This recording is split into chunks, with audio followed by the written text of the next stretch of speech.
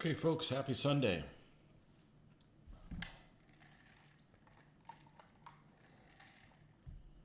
We continue on with the armored car build here. I'll go pull up my picture here, and one thing I mentioned yesterday was that if you follow these instructions to the T and you have multiple of these type of armored cars from this manufacturer, they're going to tell you to put all of the I was going to say ingredients. I guess they kind of are ingredients. All of the little pieces on the outside exactly in the same places. And I don't want to do that. I don't want to make them, every single one of them, exactly the same, especially with, like, jerry cans and stuff, in particular jerry cans, because those tended to be attached in all kinds of different places.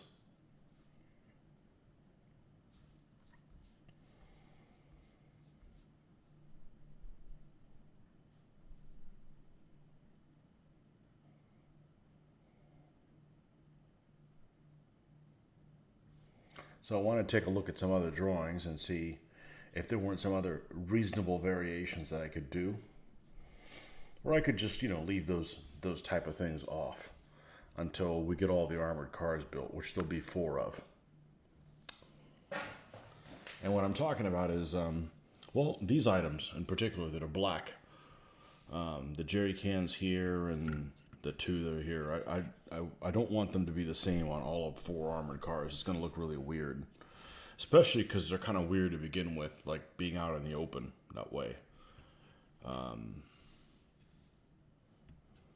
So with that in mind, I'm going to go ahead and probably skip doing those items until all the armored cars are done. And this is the second of 4, so we're going to go ahead and put the MG42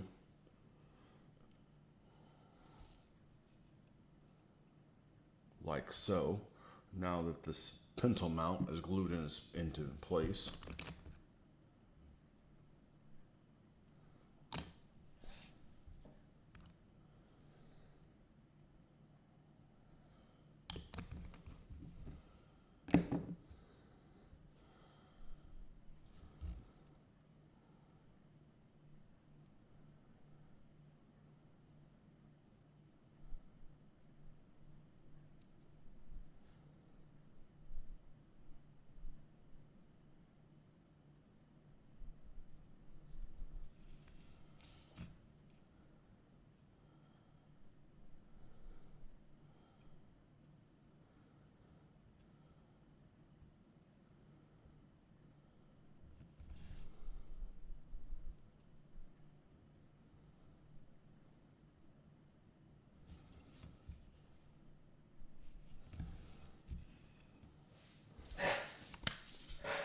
Make a little bit more, look more interesting than just firing straight forward. And we're going to need to do the headlights on there, which is 19A. I believe that is a black sprue.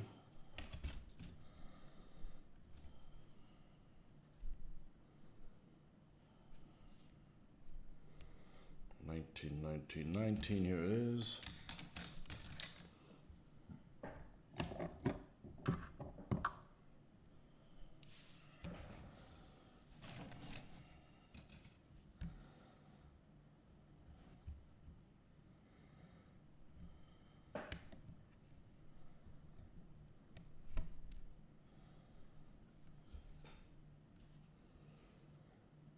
By the way, if you watched my feed yesterday, I was missing a piece that fell on the floor. As soon as I disconnected, I found it again.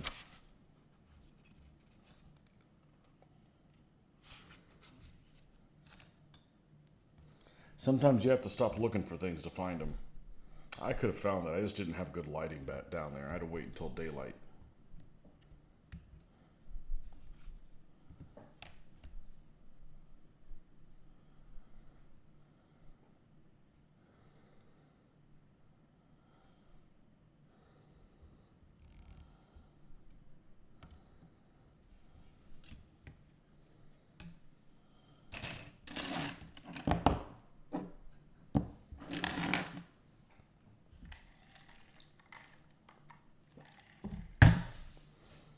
I got up way before my alarm today, but had gone to sleep early, so.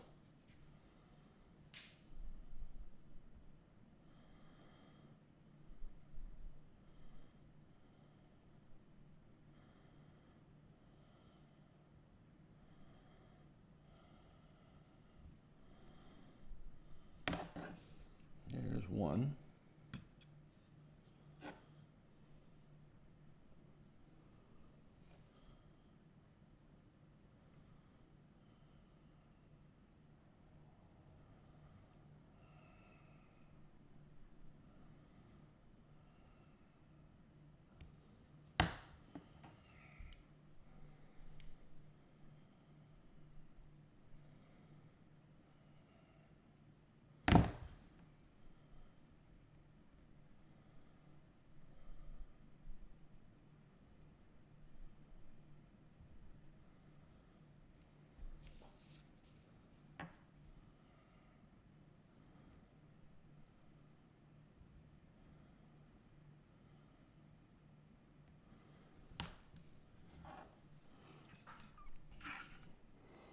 All right, we need to mark a couple of pilot holes or a couple of pilot marks.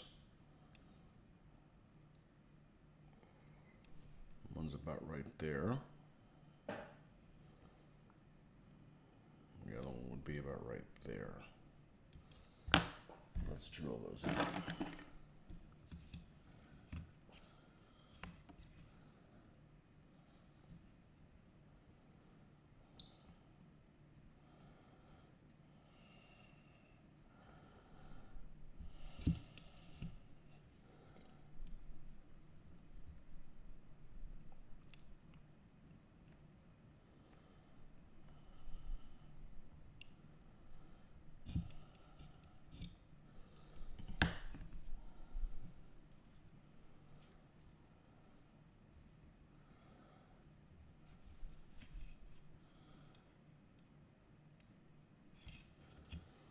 Actually enlarge this a little bit.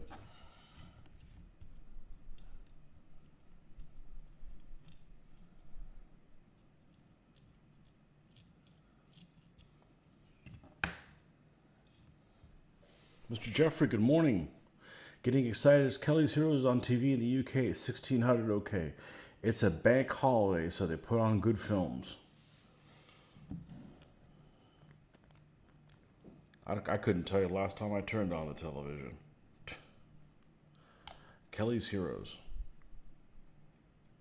No good British World War II films you like, huh? I'll watch it again. I still won't. I'll tell you what.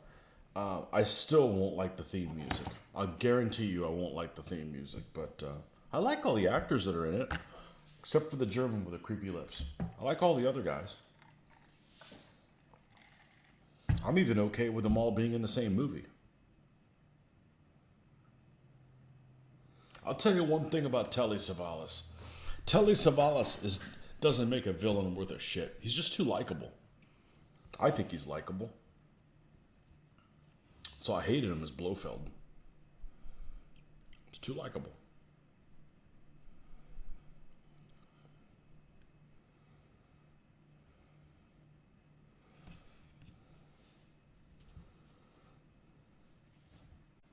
Because he's Greek. It's funny, I think World War II Greek character, I think of Anthony Quinn. And, who's, of course, not Greek.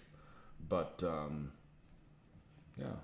Would have been good to make a World War II movie where those two guys are brothers or both Greek freedom fighters or something.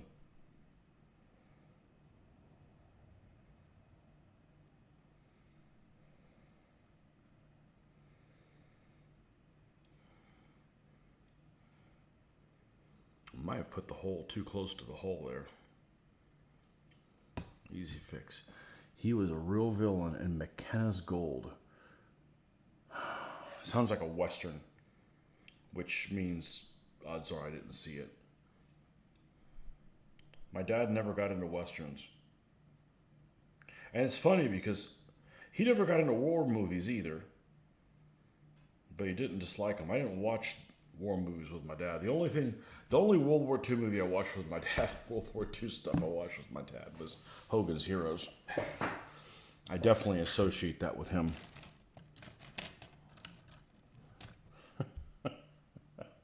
And I guess by the time I started watching Hogan's Heroes, I knew enough about World War II that I found it funny.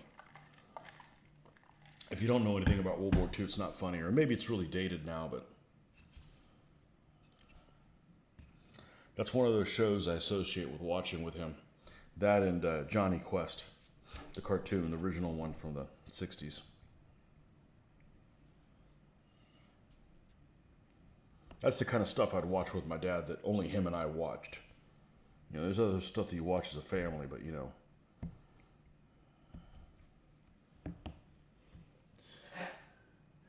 Brothers would have been great in Guns and Navarone, yeah. I remember as a kid, 11, 12, 13 years old, I was always into maps. Well, I wasn't always into maps until about 8. For 8 years old, my dad got me a globe in the late 70s, and it had all the mountains. You know, we could feel them. And that was like state of the art back then. And man, I quickly learned all about. I was always daydream looking at the globe. What's over here? What's over there? What's this big city? Was there another city? You know, you just end up just learning about shit. You know, and so I was always in a map. So I was watching Guns and Navarone. I'm like, where's this fucking island? You know, because at that point, it never occurred to me that they would have made up an island, right? It would have never occurred to me that they would have made a historical movie and then incorporated a place that never existed. I don't know. It's just, you know, I'm not left-brained enough, right-brained enough as a kid to think that, you know, outside that box, they would have just, you know, they would have created a make-believe place.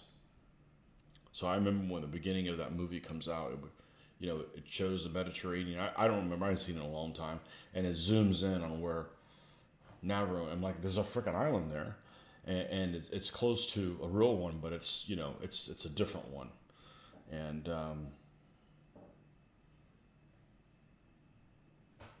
yeah.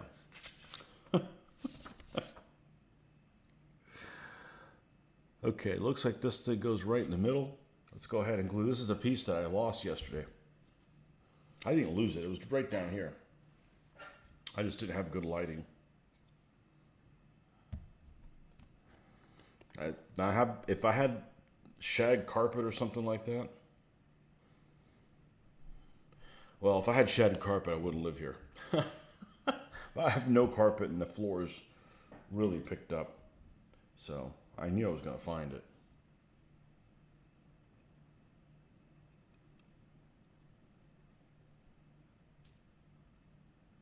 That's going to sit right up there.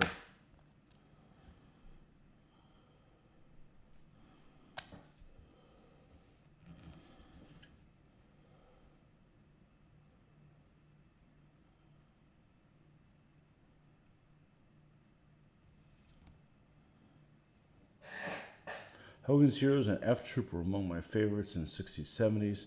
Had Hogan's Heroes on DVD, but lent it to my mate. It is somewhere in the UAE. Oh, wow. He really didn't want to give it back. He moved all the way out there. You'll never catch me.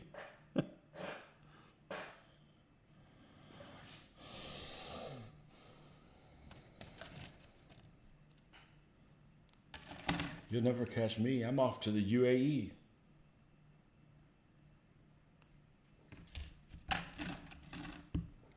Now, even though I was careful last time, I wasn't careful enough. I still ended up mounting these incorrectly. So I'm going to try not to do that again.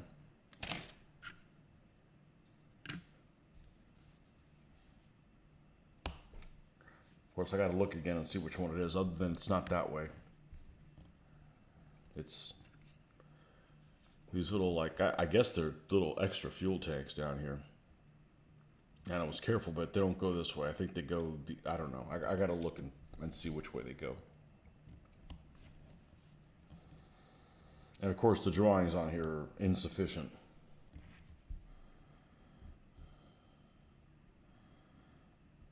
Jeffrey, you're one of the people that said I am building rodents, right? Got rid of your rodents. You're actually not in the minority. Most people are like, when I want to try, the only one I heard bad things about was Ace. Now I want to try an Ace kit.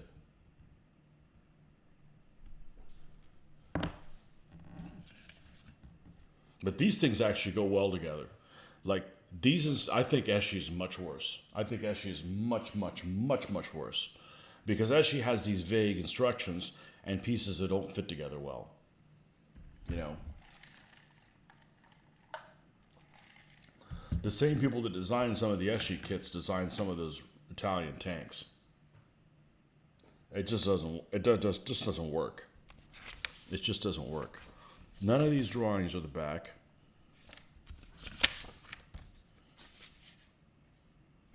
This isn't the back. No, I got to go look at the rear of it and see which way these things are because they're not the way I put them on there.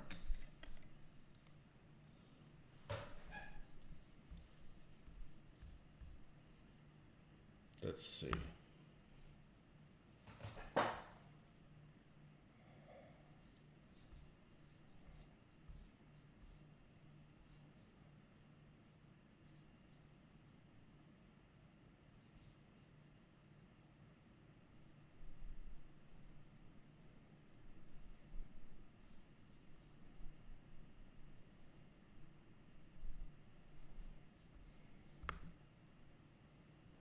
Gosh, I can't see a darn thing.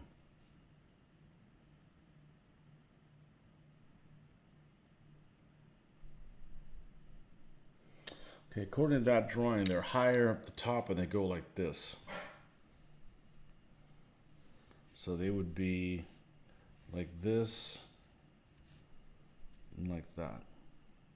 Okay.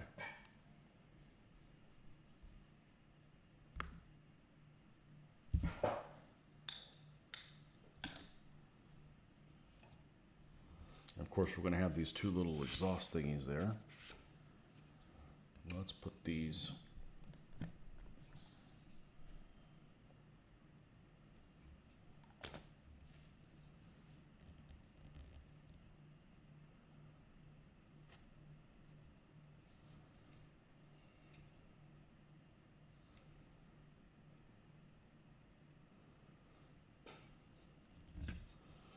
Yeah, even if I love the movie, I don't rewatch movies.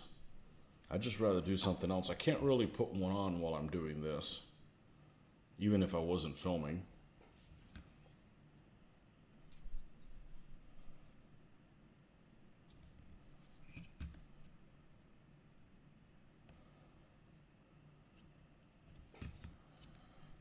Just get distracted too easy. Okay, and I know there's little exhaust thingies because I'm building the other one.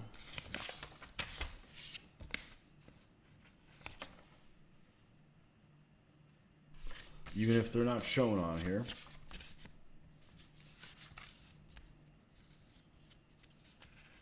$12, they put that thing on there, so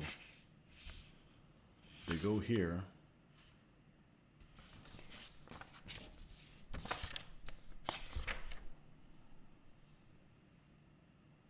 They're not here on the underneath part. Wow, they're not shown to put those exhaust things.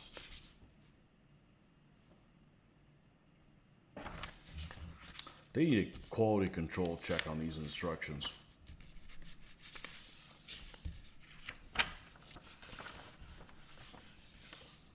Made in the Ukraine. Oh, I thought these guys were Polish. My bad. I thought Rodin was Polish. Mirage. Mirage is Polish. Mirage is Polish. I apologize to my Polish friends.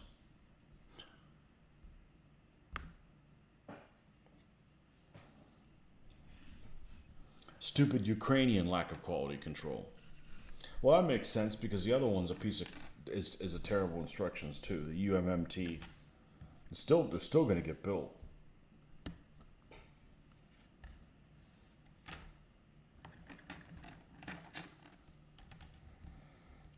See, one over there, one over here. Still going to get built.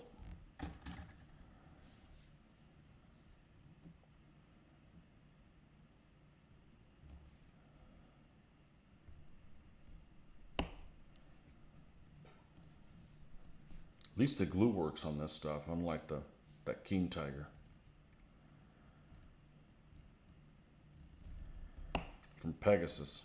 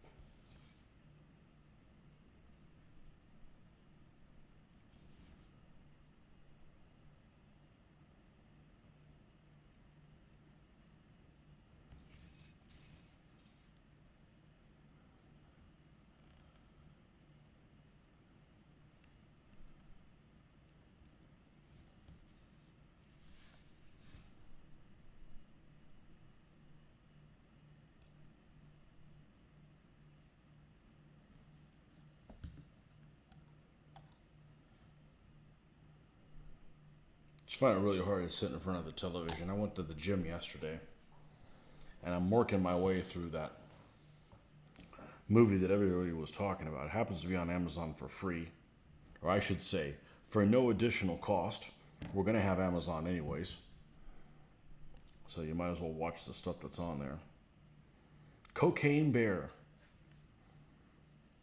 Yeah, it's pretty much what I expected it to be. But I just have a hard time after like 20 minutes. I'm like, okay, I'm done. Watch something. I'm done watching TV. I'll work my way through it, but I just have a hard time just sitting there and just watching movies, regardless of what they are. I'd just rather be doing something else.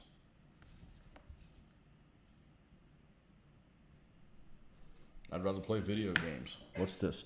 Restart to install that. No, why you always remind me when I'm online? Snooze. Snooze forever. Leave me alone, Bill Gates. All right. I got coffee here. I'm going to go get a Diet Sprite. I'll be right back. I need something a little bit more tasty.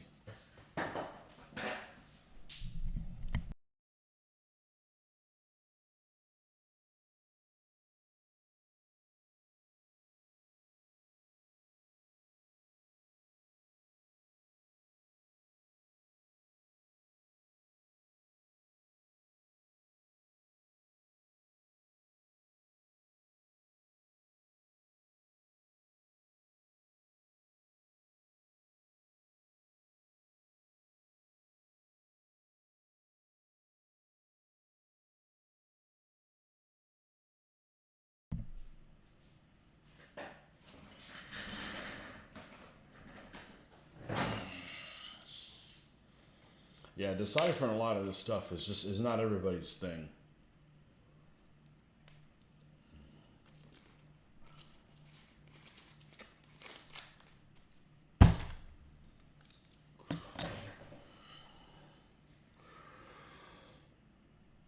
All right, we have a huge piece that goes here.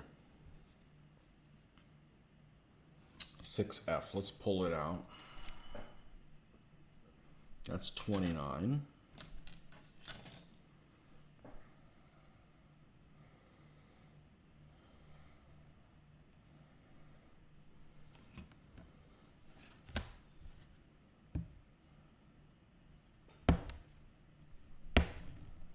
This whole time I was thinking Rodin was Polish. Nope.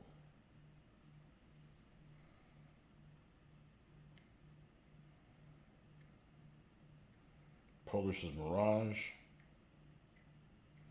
which I've never built a Mirage.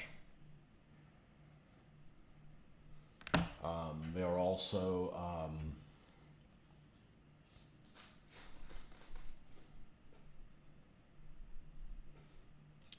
God, I don't remember what the hell they're called. The Polish invasion series that they have. First to Fight.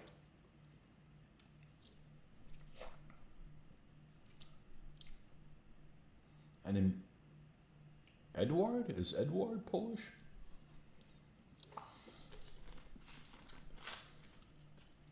The First to Fight, same issues. Beautiful kit, a lot less pieces. Fits together great. Instructions are just like, put her there. Where? There. Like, where, dude? Right there. Like, there's no markings or anything. So, definitely not what I would call user-friendly.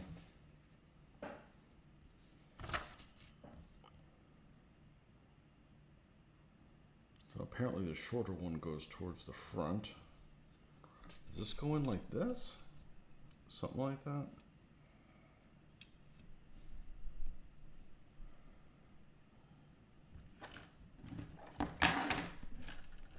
I hate that they put these connecting spots at the same spot a lid is.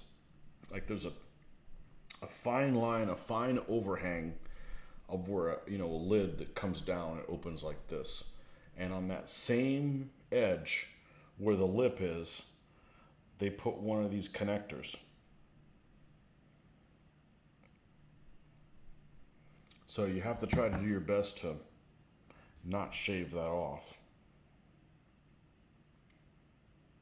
and rebuild kind of an edge. It's just annoying. They should have just done it from the other side, but lots of kits do things like that. Like you're gonna connect like a barrel, connect it from the bottom, don't connect it from the top.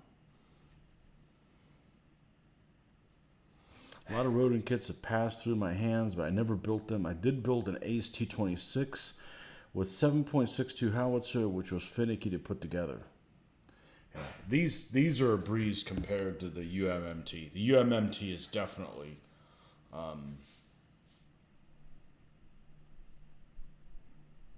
this is better fit and finish than the UMMT. The UMMT just has a lot of finicky parts, including the photo etch, which the photo etch isn't necessarily the problem. It's just I can't use my the glue. I can't use a forgiving glue.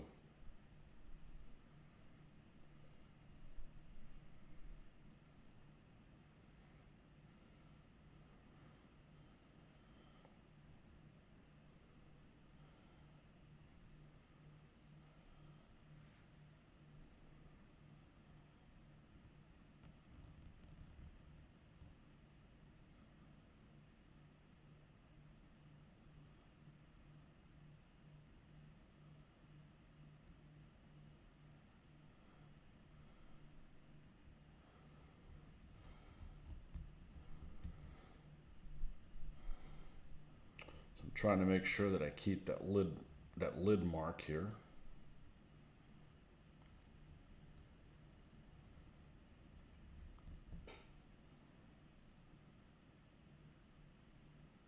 That's fairly good. A couple of Ace Panzernest. I will build one deployed and one set up. The pieces look brittle, which is one of the biggest problems sometimes. Yeah. Yeah, this thing solved all my brittle problems, though. Because it cuts it in place instead of like bending it first slightly. And this plastic's definitely pretty brittle. Panzernest. The heck's a Panzernest? Oh, Panzermest. No. Nest. Sorry, I'm trying to squint. It's a little bit too far away for my nearsightedness. The hell's a Panzernest? Sounds like a bunker or something.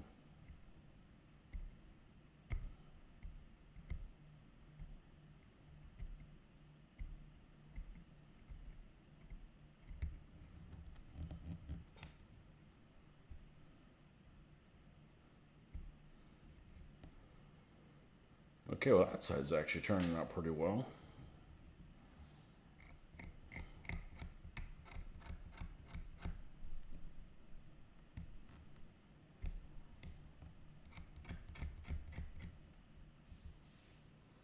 Mobile MG Nest. All right, I gotta look that up. You said Ace makes it? I gotta put my glasses on to find my glasses. Let's see, Panzernest. The Germans had them at Kursk. Make a nice objective for a skirmish game. I've never heard of one. Maybe if I see a picture of it, it rings a bell. Maybe not. Maybe I don't know everything about World War II. Panzer. You know, there's some things that I just don't have any interest in. One of them is like Goliath demolition tanks. I don't give a flaming crap about those things. Panzer Nest.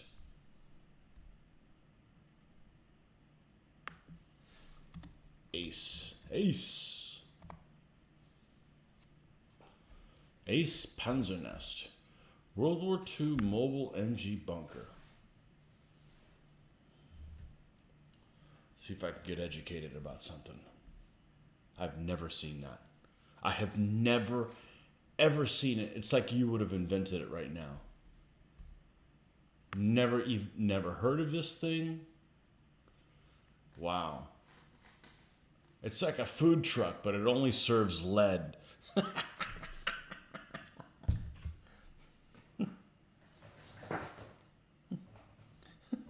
What's for dinner? Schwer Maschinengewehr.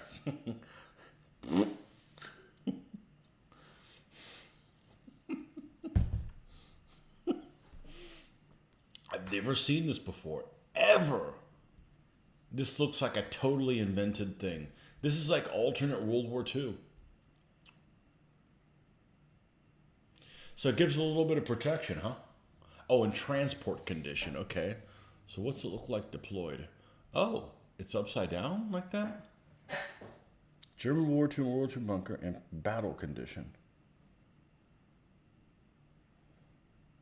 I'll tell you what. You better get that thing away from a 7.62 millimeter. That thing will ruin your day.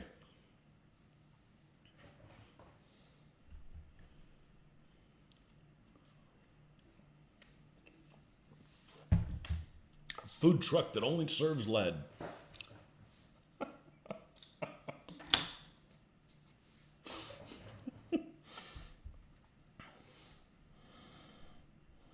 Never heard of them. Wow.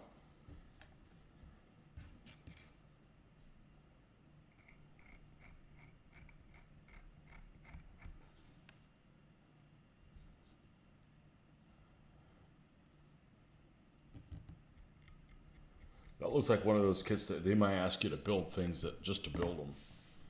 You know, and I feel like that's how some of this suspension stuff is. Like, oh, put it in a million pieces. Why?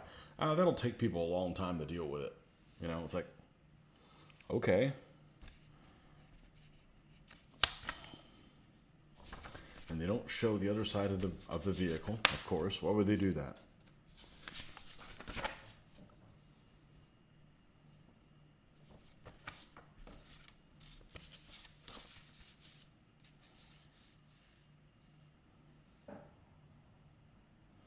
So let me go look at a drawing.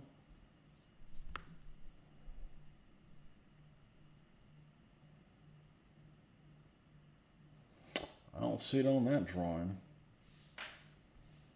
I won't install it if I don't see any record of it being on there.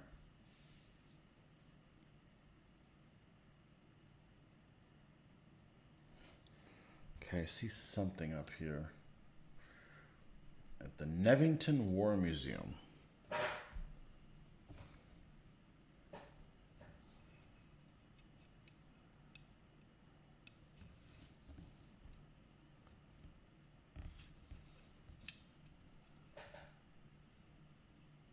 Supposed to go like that?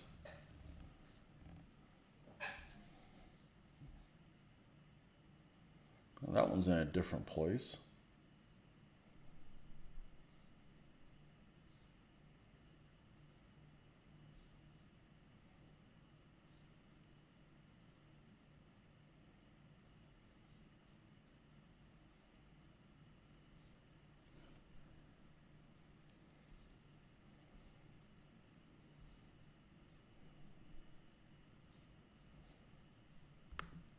Okay, this set comes with a bunch of photo etch pieces.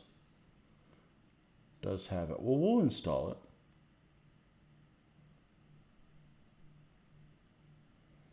Yeah, see, this one has different accoutrement.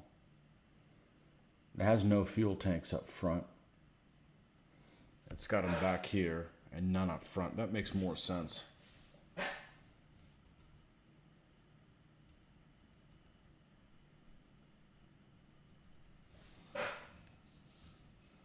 Okay. What is this piece that's on the top of this, though? Looks like a line. Almost like it was an antenna laying down, but that's not it. Here's one from GHQ that shows it.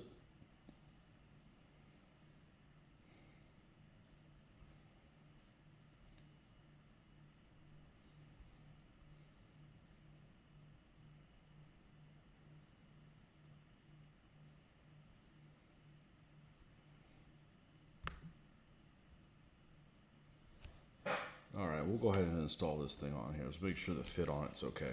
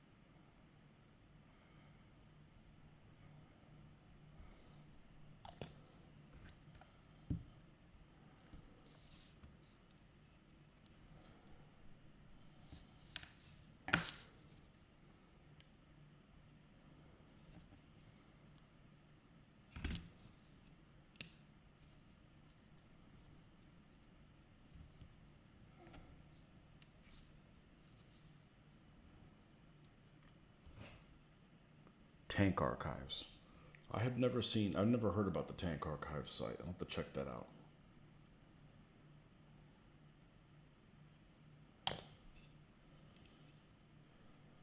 I'm new to World War II with the internet.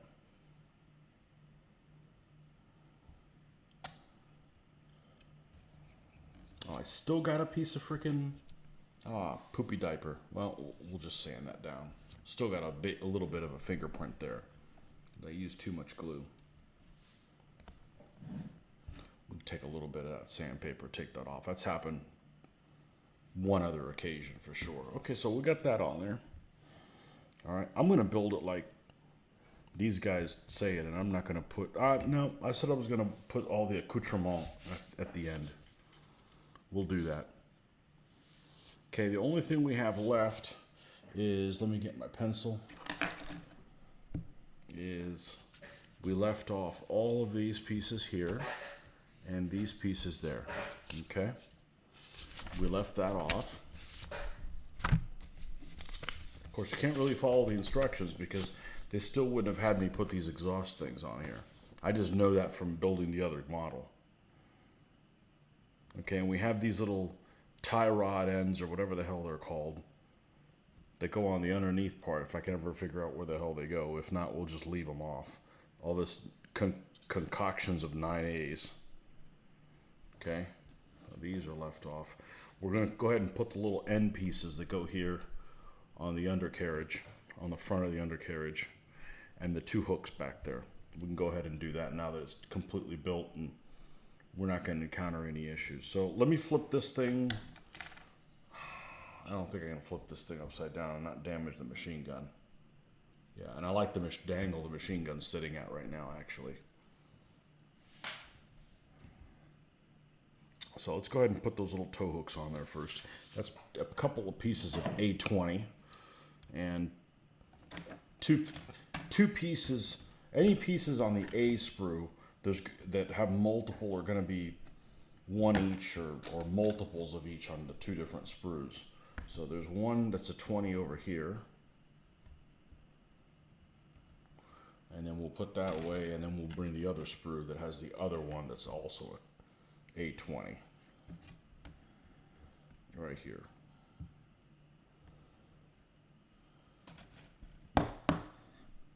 But I know one thing that's confusing as a kid. If you've got pieces on there that don't get used, that's really confusing as a child. You're wondering, why am I not using all the pieces?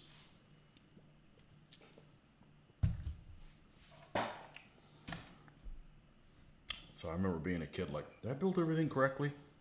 Because I got pieces left over. And at that point, you don't have enough foresight to like, well, let me save them because I might be able to use them for something else. No.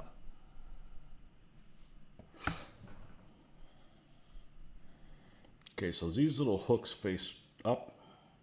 I'm going to put one there.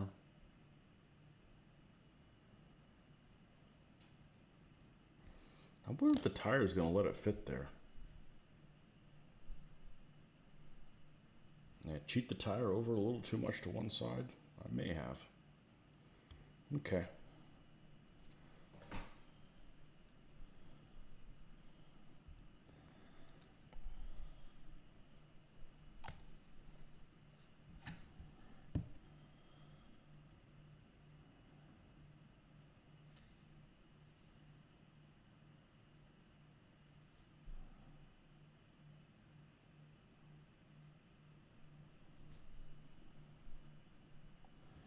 Might still be able to get it in there.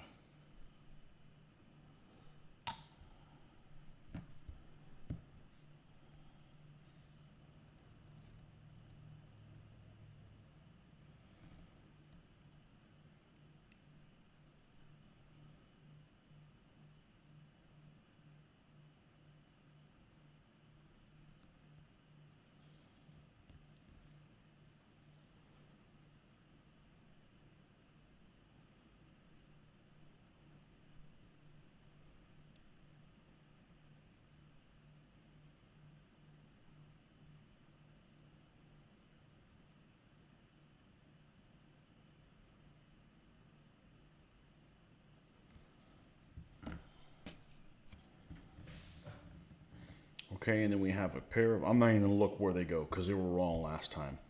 Eights, a pair of eights and a pair of fives.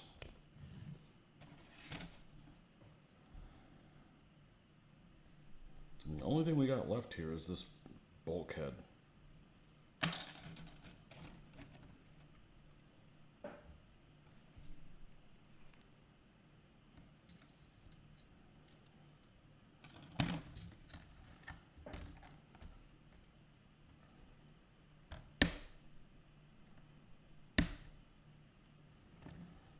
These were 180 degrees wrong. These were dyslexically wrong on the last model.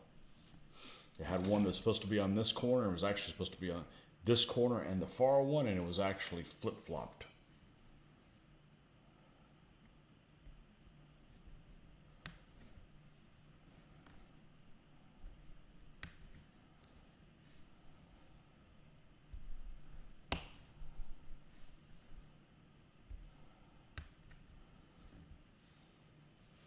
Good morning, Marcus. Top of the morning to you. All right. I'm running the risk of this falling down underneath here, holding it like this, but raising this and putting it over here is not an option. I'm not messing up my neck. That was some horrible pain.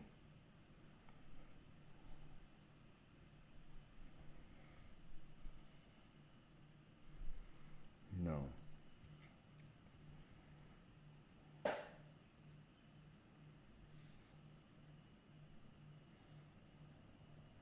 No.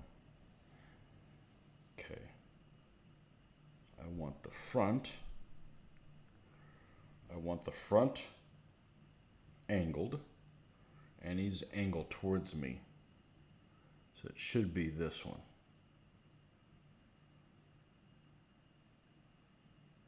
No. It's this one. No. Okay, it needs to be tapered that way, but towards me. It's this one. No. Okay, the taper needs to be on the top and it needs to go towards the left. Maybe this one.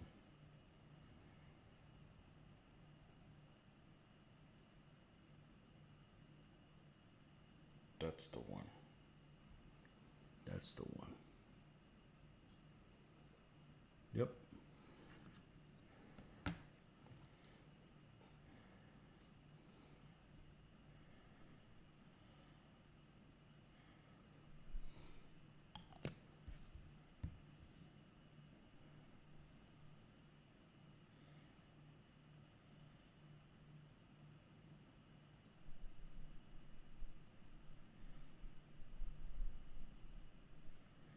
Every one of these that I build and everybody comments, man,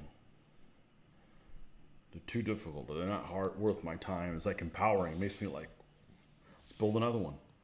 I don't know. It's just almost like I'm trying to just show people it's not that bad. But I forget some people don't have. I don't know that I think I'm. I just don't think I just have that kind of crazy skills or anything. I just feel like anything I can do, anybody else can do. But I have been at it a while, and that may not be the case with most people. You know, painting figures and stuff, it's a piece of cake.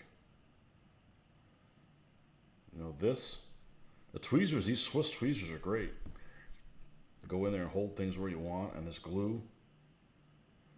And the main thing is just don't have an agenda. And like, I got to get this done by this weekend. No, none of that crap. Okay, this will get done whenever it gets done, if it gets done.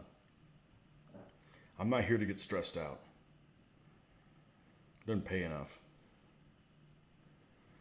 I might have foobarred myself.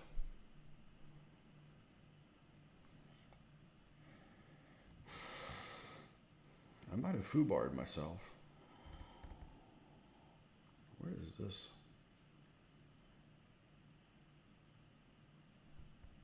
Nah, we're still okay. It still fits there.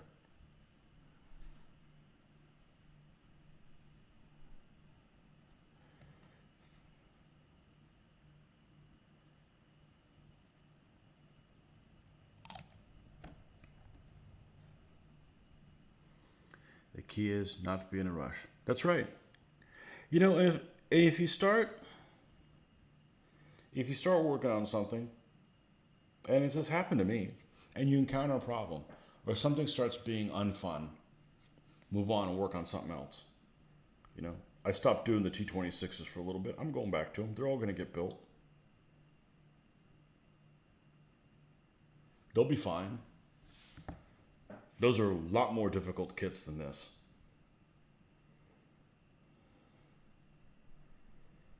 You know, the first thing I had to be used to, not building models in such a long time and just doing white metal, is grabbing things firmly, maybe not so firmly, but lightly, because you can't.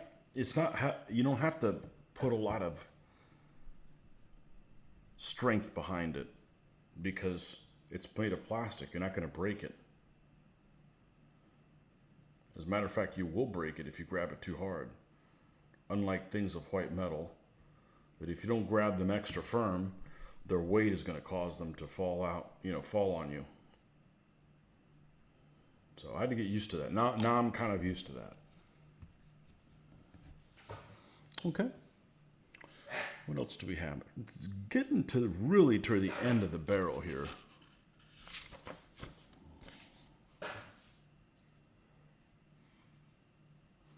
We knocked this thing out. Found the piece on the floor. It was hanging out right there. I just couldn't see it. Then we got some natural light in here.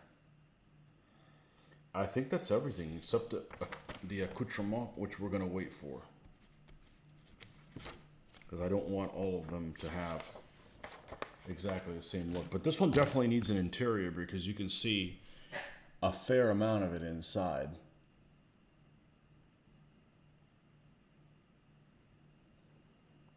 So this is the Packwagen.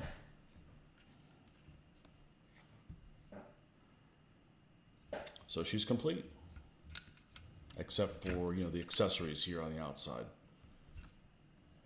We're gonna wait till the rest of them are built. We built one of those 231s exactly as it's described, and then we can just do the other ones as needed. Okay, so let's take that box.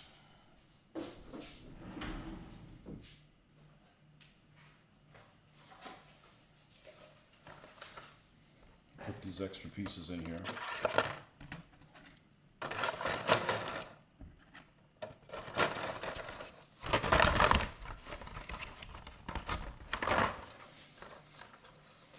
And this is complete-ish. Complete-ish.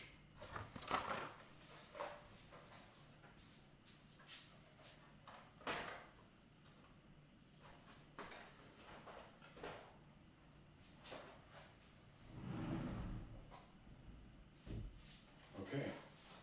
Next one. The Rodin 234-3 with the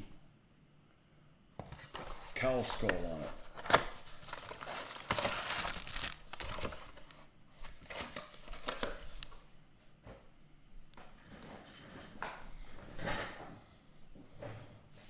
Oh man, left this out. Dirty diapers.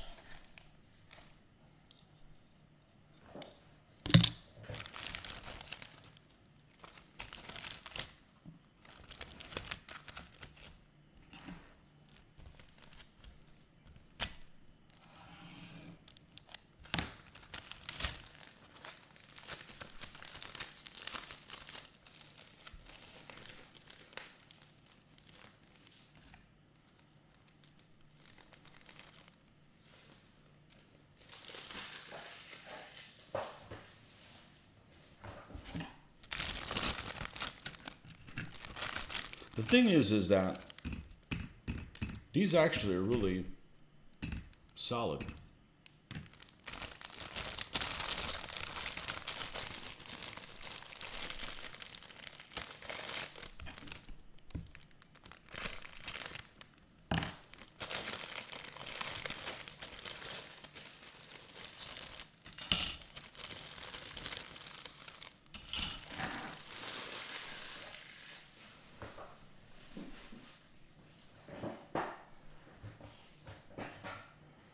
Okay. Damn near almost the same model. Kissin' Cousins.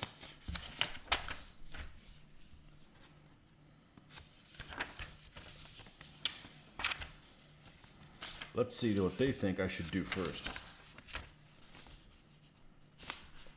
Look at these instructions are weird. Look at this. You got 1, 2, 3, 4. On the next page you got 10. It really should be 5. So 5 should fit in like this. But then it hops to the end and not over here. It's Ukrainian quality control. Okay, so it wants me to put the accoutrement first. I'm not doing that. I'm not falling for your shit. I'm not falling for your shit. Oh, the short 75. I have a feeling that's a lot more difficult to put than the Plastic Soldier Company one. All right, we're going to listen to your nonsense. We're going to build the wheels first. Not the most exciting part, but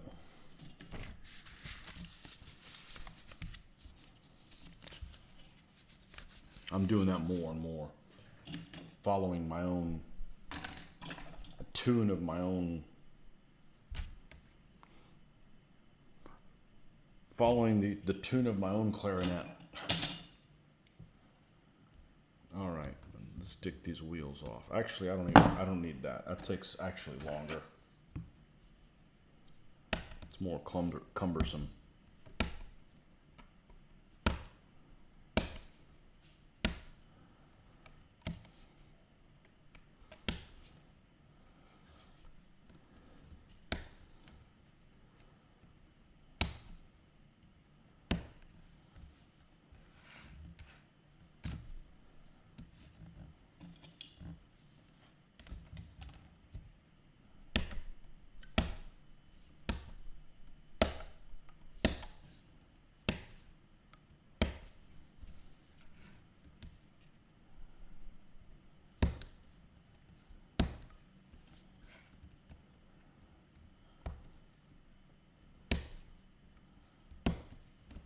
Okay, that's the outside part of the wheels. Here's the inside.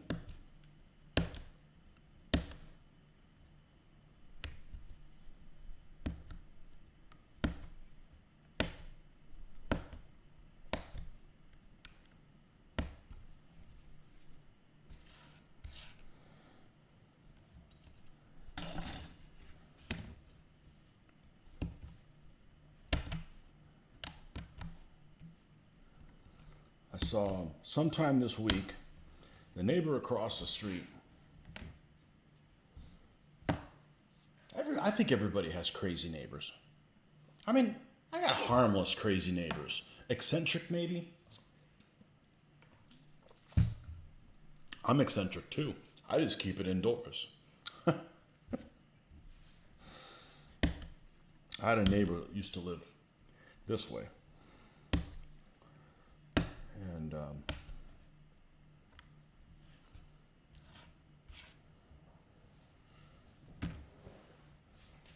And he had kids, and he went Clark Griswold on the lights. Just crazy everywhere. It wasn't that they were mismatched. It all kind of went together. He just had way too freaking many. That's fine, you know. I don't mind Christmas lights. It gets into the spirit of it.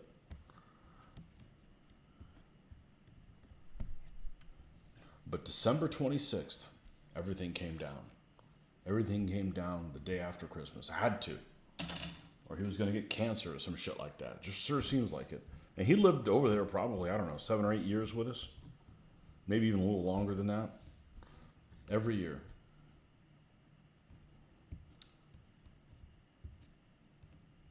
Day after Thanksgiving, it was up. Religiously. The day after Christmas, it was down. Religiously. And, yeah. We got a guy that's across the street. Monday or Tuesday of last week, he's got all the Halloween stuff up.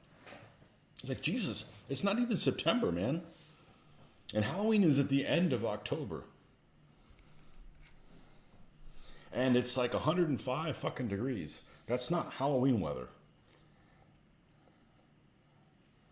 So, but he's got his lawn and stuff in order, so I'm not gonna give him a hard time, because at least he keeps his house looking nice.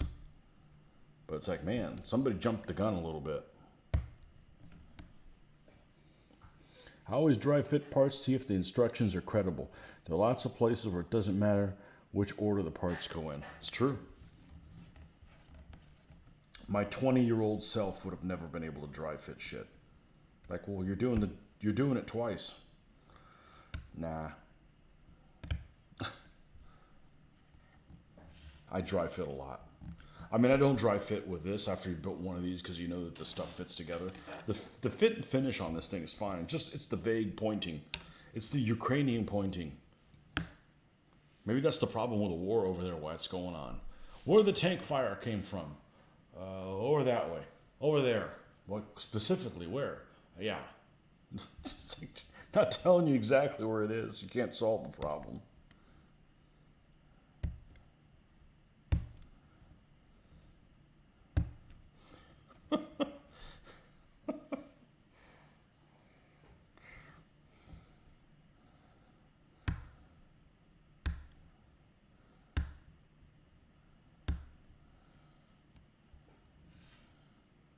Okay, that should be all the wheel parts.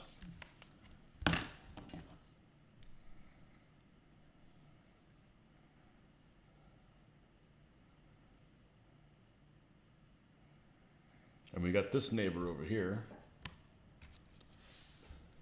He's a disabled military vet. I think he suffered some damage over there of some kind. He took all of his hedges down. And, you know, which is fine. You do whatever you want. But he didn't power wash behind it. So you see all like this moldy stuff on there. It hasn't replaced them. He doesn't trim anything. He mows at night with a battery-powered mower, which I guess is, if you're going to mow at night, you kind of have to do that, or you're going to be waking up the neighbors. That'd be kind of rude to do that. But he's got aluminum foil over all his windows. All those windows in his house, he's got aluminum foil over them. Like he's afraid of, Hajis or something like that. I don't know. Maybe he suffered some. I don't blame him. People go through some shit, but when people do stuff that makes you go, that's kind of odd, and it's out in public, makes you wonder what they're doing privately. Antiochus Epiphanes. Good morning. I fell for my own trap. I never say that first name the way I just said it. I always called it Antiochus. Just sounds better. Just like I never call who's the Persian guy? I never say Darius. I always call it Darius. But I guess it's probably a third thing that neither one of us, most people don't pronounce.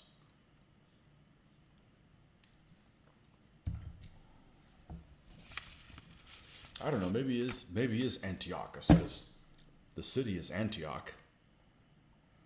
It's not Antioch.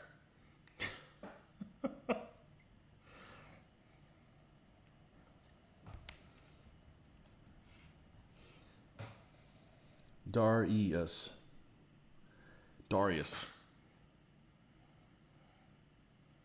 Yeah, I see people all the time as Darius. Really, what's it derived from? I don't know. We all have our things. I've said this before, I love British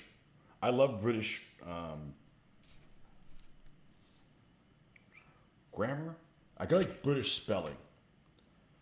I like British spelling, but I like American pronunciation, as I don't like the Byzantine Empire. That's just weird. But I'm not used to it, so.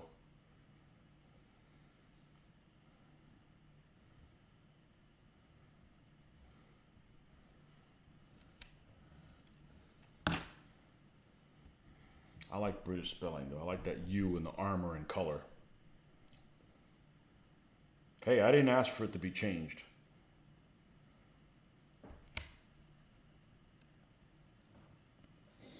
You love Stoogs. Stoogs. The problem is somebody said, "Oh, you're saying it wrong." When you've said something your whole life a certain way, and not my whole life, but say for 40 years, it's hard to change. And I call them Stugs for the longest time. So I always call them Stuggies.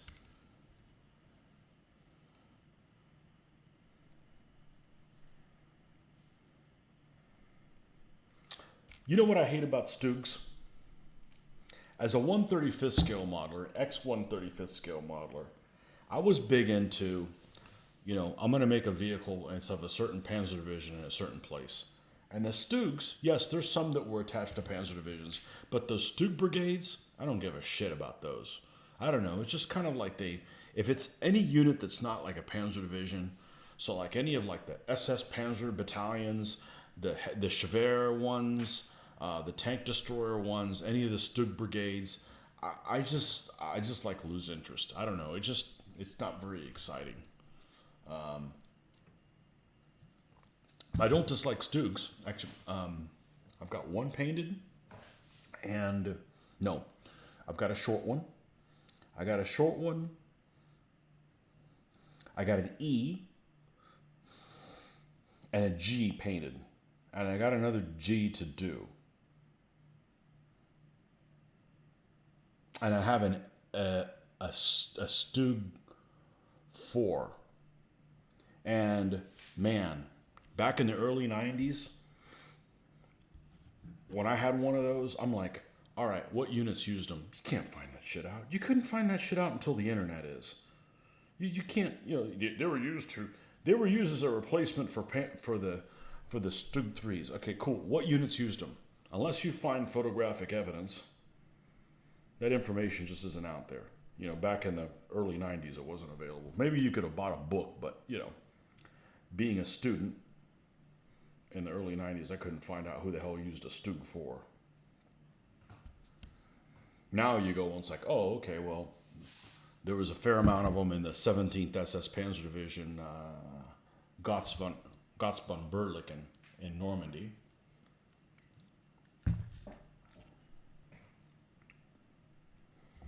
I like Stugs. Yeah, especially because you could be creative. All right, here's one thing I'll say about Stugs. Let me think about this before I say it to make sure I really feel this way.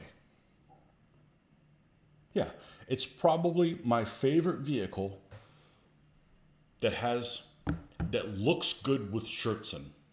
I'm not a Schertzen fan because of how it looks. Okay, I think Stugs look good with Schertzen, especially if they're missing one or two. You know, like they're going through some field and they picked up a stick and it knocked it off the little hinges. I'm sure that shit happened all the time. Things banging on the side as they're going over uneven ground, just beating the crap out of everything.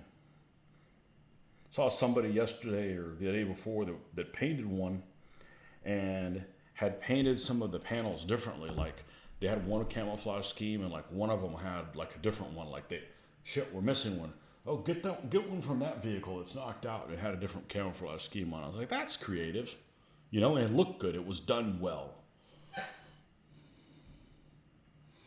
Only 10,000 produced. Well, that's a lot of them. Your wife's handle is Dieter Stug.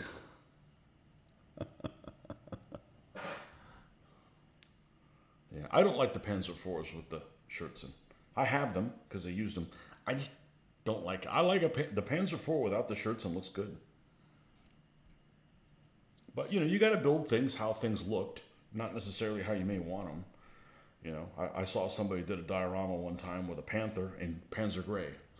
I think I lost part of my soul that way. Now, I'm a Panzer Gray fan, but the Panther in Panzer Gray just looks like, like you don't know what you're doing. You're just out of kindergarten. So I couldn't let myself do that. That's probably an extreme example, but. Do I do one? I do not. No. No, I don't do them. That's too much of a hobby.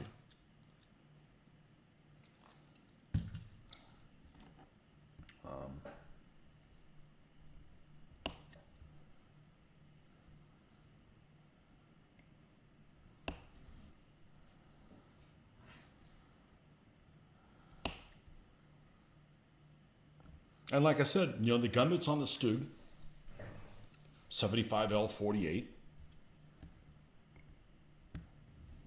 And I don't know why the PAC 40 is an L46, but on the vehicle it's an L48.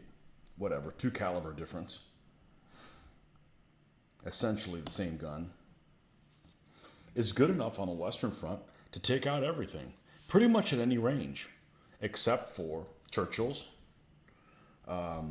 Jumbo Shermans, Pershings. What else? I think there was one more thing. Pretty much other than that, that gun's plenty good. It's not like they had problems like, when they invaded Russia and they can't deal with, so many things. I don't think there's any gun on the Western Front that the Germans used in any numbers that they would have encountered those kinds of, and Western Front meaning 1944, when they're defensive, that they encountered issues that they did invading Russia. That was really kind of their low point of, we can't deal with this shit, penetration-wise.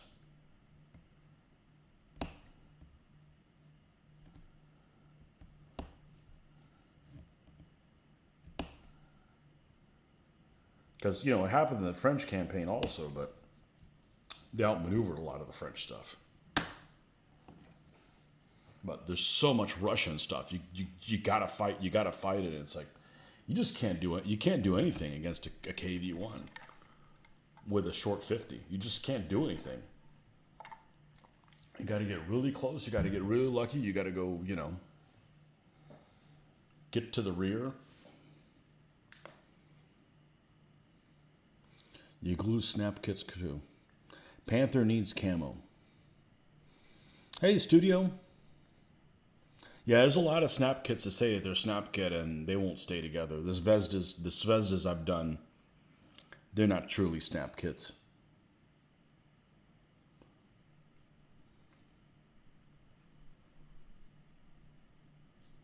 You just did 100 scale from Zvezda. Keep it in your pocket like Anton Chigurh's quarter.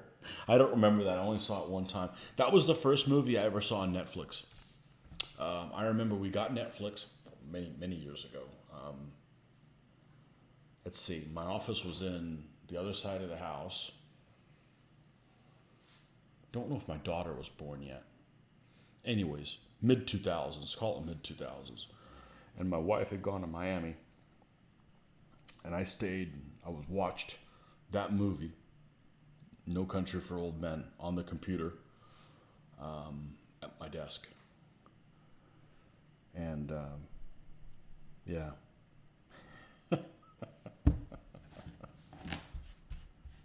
Not a fan of that actor. But he did well in that because he looks disturbed. And the actor looks disturbed. You know, I wouldn't let him near children. You know, at least not any children. I wouldn't want something to happen to them. Which, you know, you don't want things to happen to kids.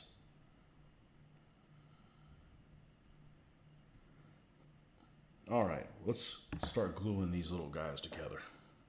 I don't remember the quarter.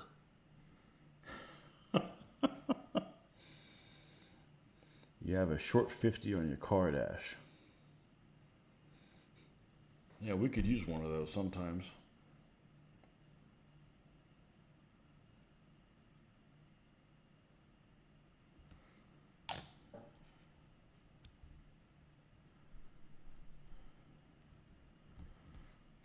Okay, and this little guy goes inside.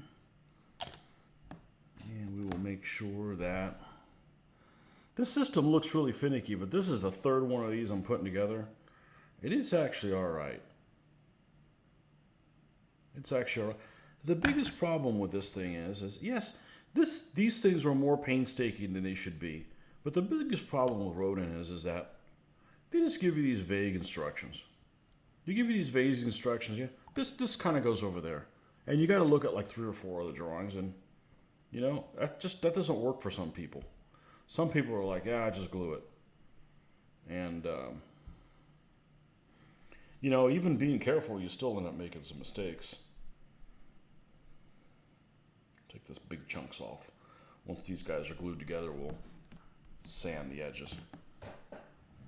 But I get it. There's a lot of this stuff that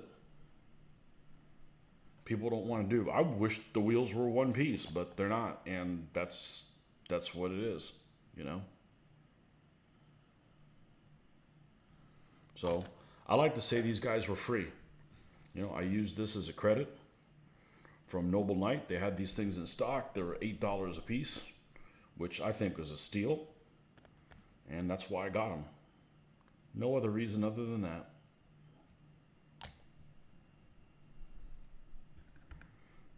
I would have bought a lot more Cromwell models if they had been less expensive and 1/72nd. I don't want to buy 1/76 scale stuff. That's not my preference. It runs a little small. I don't mind mixing them in between. They just run a little small, and the figures tend to run big. So might as well have a larger vehicle with the figures. Especially if you're using those Britannia figures, man. I remember when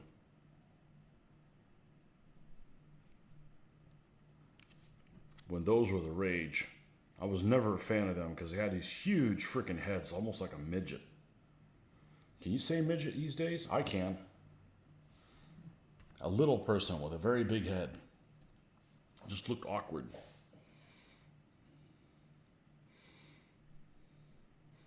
Feelings about Das Reich? I don't do SS units. Just feels dirty.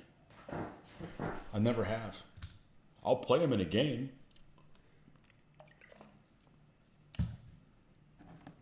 I felt dirty building a King Tiger. I feel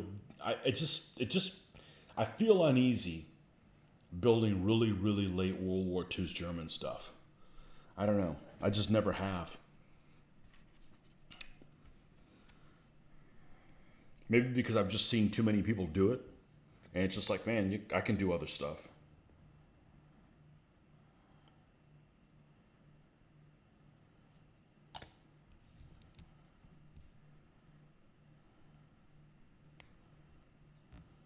I got some SS troops to paint. I just never have. Probably because back in the day I'd be scared of doing their camouflage. Their camouflage is cool. I don't think anybody can deny that the SS had cool camouflage. Even when they took over like the Italian paratrooper smocks, they were cool dressers. But they were rat bastards, and I don't,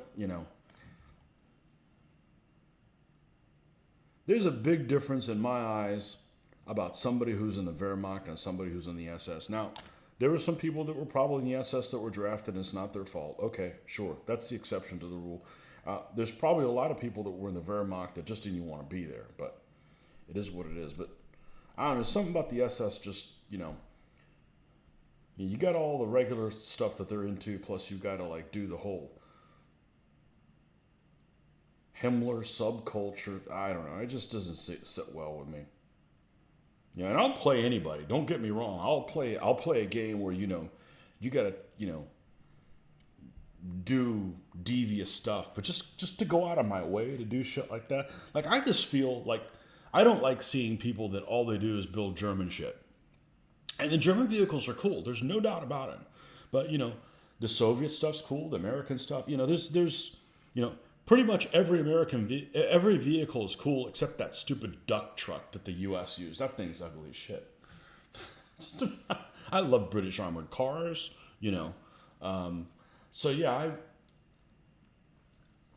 when somebody all they do is German stuff, it's like, they do need somebody to fight.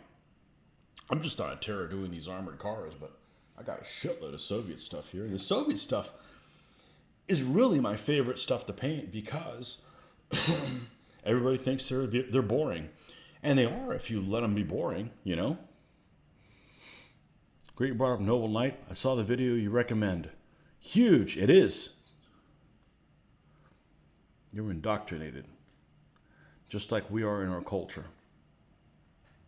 Well, I mean, I think everybody's indoctrinated in their culture, but we don't ship people off.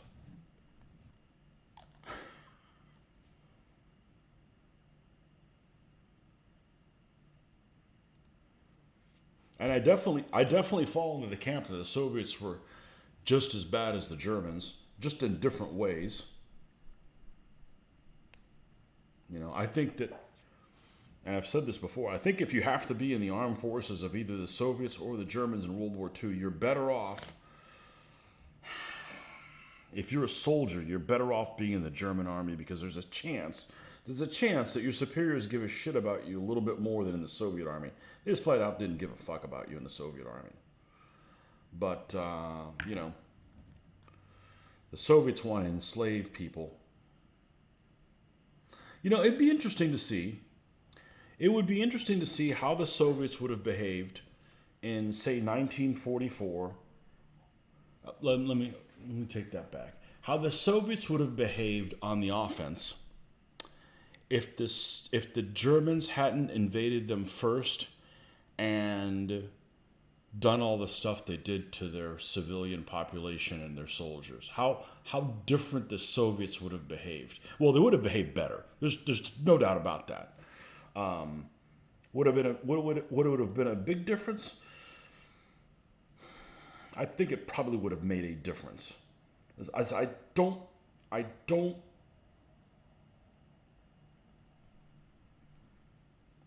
What's the word I'm looking for? I get it. I get it paying people back. If there's one thing I understand, it's paying people back. And I really haven't had a reason to pay people back, but I get revenge. So that's the one thing that's really interesting about the German-Russian wars. When as a kid, I was always fascinated because it's like, it's two bad guys going out of it. It's just a titanic struggle. And both sides have some really interesting equipment.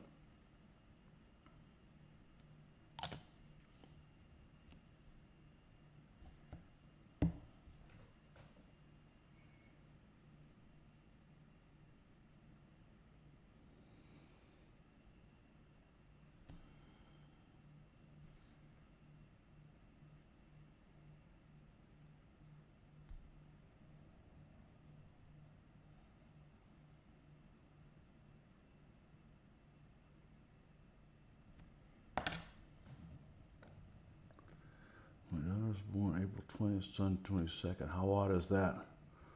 Oh, wow. Don't have any more kids.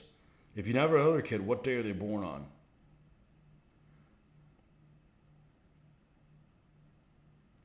May 8th? Or is that May 7th? The day the first atom bomb gets dropped.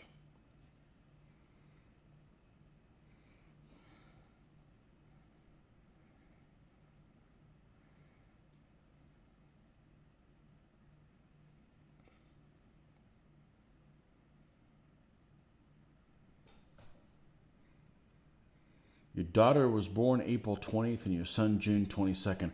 Hopefully your daughter doesn't have a mustache. Whoops. Beware of short people with mustaches. I'm not a big fan of short people with mustaches.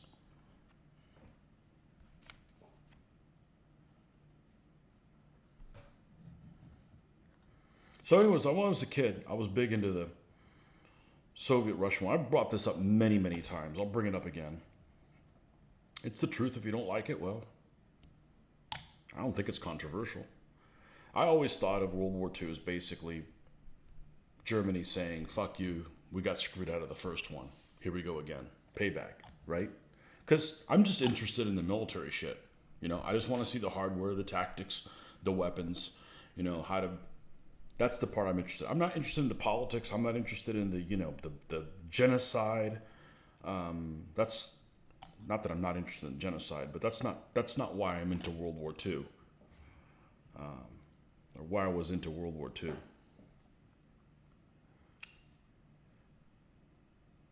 And you're always playing, you know, Monday night quarterback.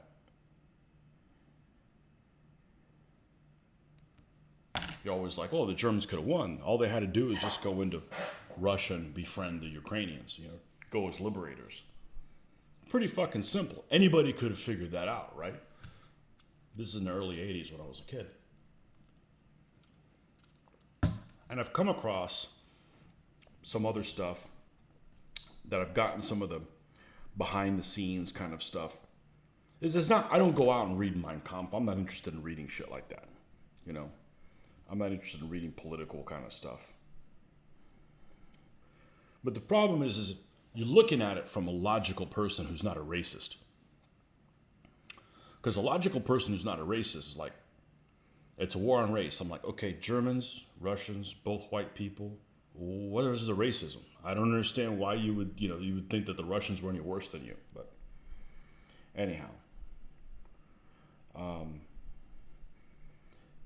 Their whole reason for going into Russia was to basically treat the Russians like slaves and steal all their land and basically, enslave them.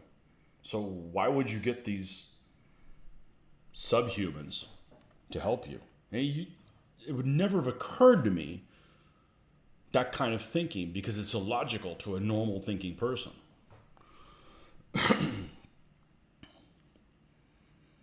A Seleucid war elephant was an ancient king tiger.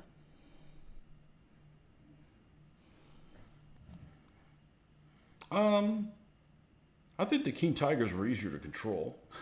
I don't deny it. Seleucid war elephant's pretty cool looking.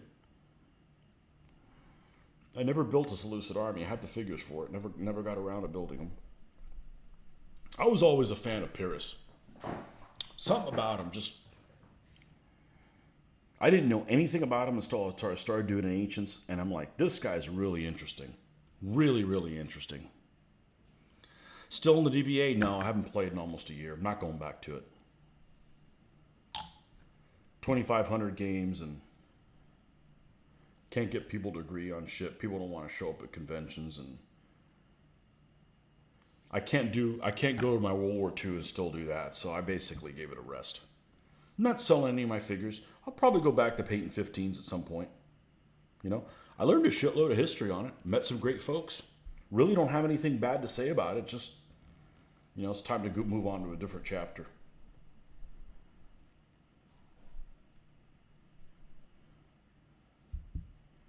Got tired of building things for conventions and nobody showing up, and I'm really happy just showing up here. I feel like doing this. Let's do it. Let's have a good talk and whatever. I'm going to convention in a month, and I'm not scheduled to play anything, and I'm just going to wing it. And I did that last time and loved it.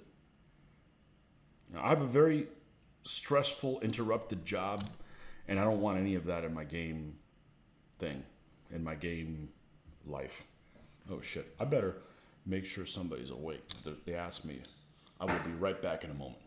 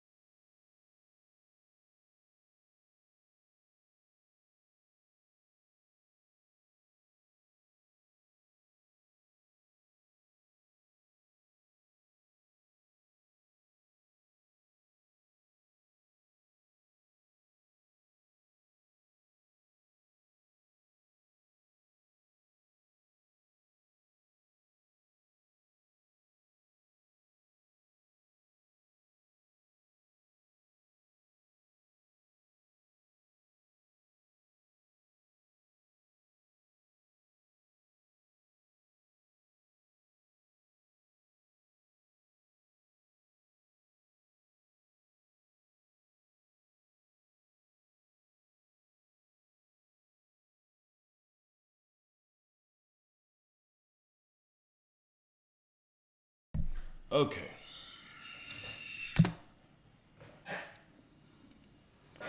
You did big battle on a grid, no measuring. Hey, whatever works for you.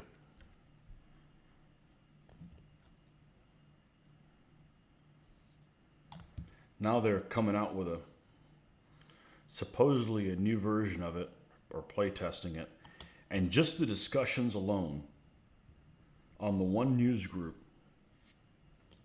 convinced me that I'm glad I'm not involved in DBA anymore. And it's not because it's my way or the highway. It's just go round and round and round and round and round and round and don't solve anything.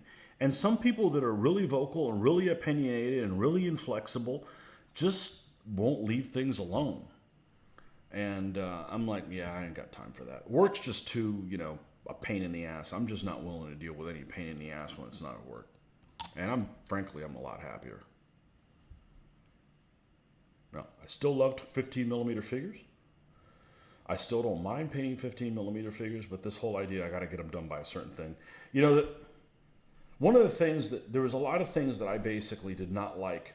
They were not my first choice in DBA, and I put up with them for the good of the community. And the community, I think there's a thriving DBA community, but it's all over the world. It's not in North America. I mean, we were basically in the hub of DBA activity, but you go to like Historicon to put on a game and nobody shows up, and and people have their reasons. But I just got really tired of people that acted like they were interested and then just didn't show up. Had a couple of new players that were in the area, basically adjacent to where our conventions are in Florida. Oh man, I can't wait to get in this. Okay, we'll come over. We'll show you how to do this. And I interacted with them several times, and they never showed up. I'm tired of my success slash sense of accomplishment having anything to do with other people. I'm going to do my thing, and it works for me. And if you show up, cool. And if you don't, well, whatever. It just happened too many times. So I'm a person that I don't say I'm going to do something and then I don't do it. If I say I'm going to do something and I don't do it, it's because, something cataclysmic happened.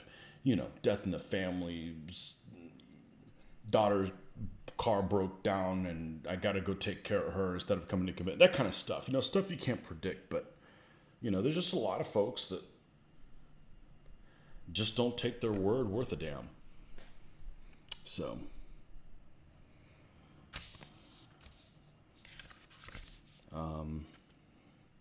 okay, so we got all these little wheelies done. While those things are percolating and getting extra juicy in there, let's go ahead and we're going to take the bottom hole. We found out that actually works really well.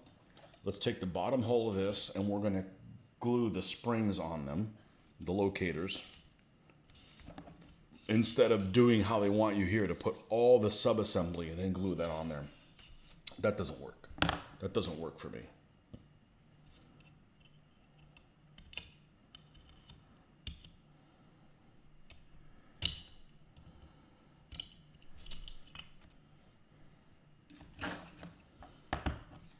As a matter of fact, work has been such a pain in the ass. I'm just not willing to do anything that involves those situations I have to deal with at work in my own personal time at all. Like, we game weekly.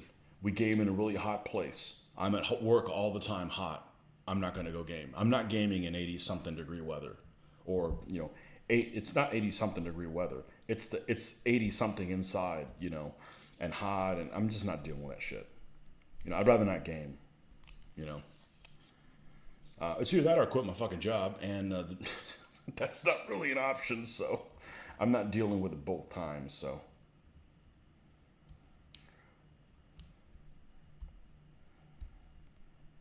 There's a pretty good chance that I'm only going to game at conventions and whenever I put a game here at the house, and I'm not really prepared to do that just yet, so.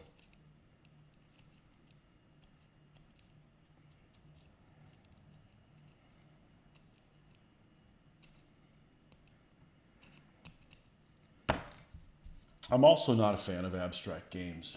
I'm not an abstract thinker. So, where's the piece of, it's right there. The problem is I get tunnel vision since I'm nearsighted as shit. Mr. Glenn, welcome. Good morning, New Jersey.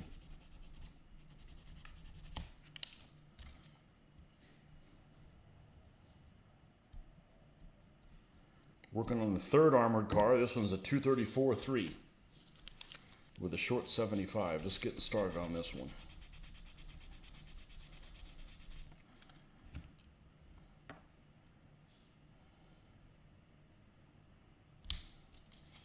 I don't mind cleaning flash off plastic stuff, but white metal just pisses me off.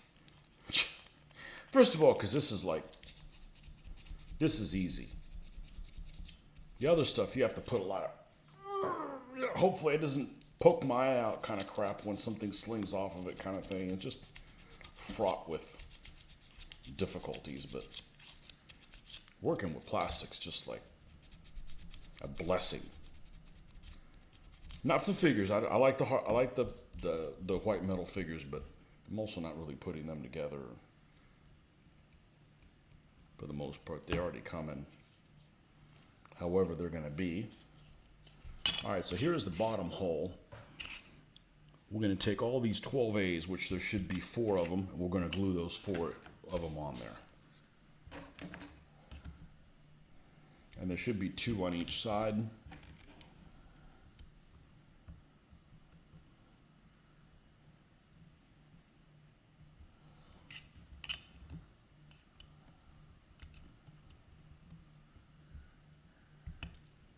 There's those 2.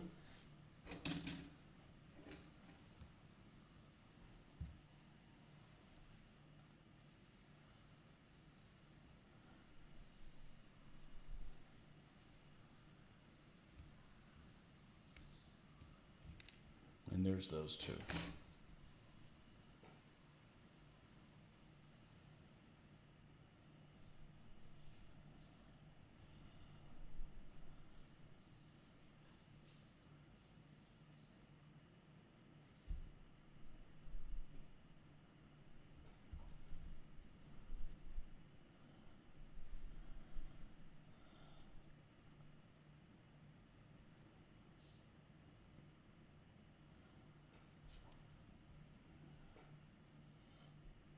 We'll be on here about another hour or so.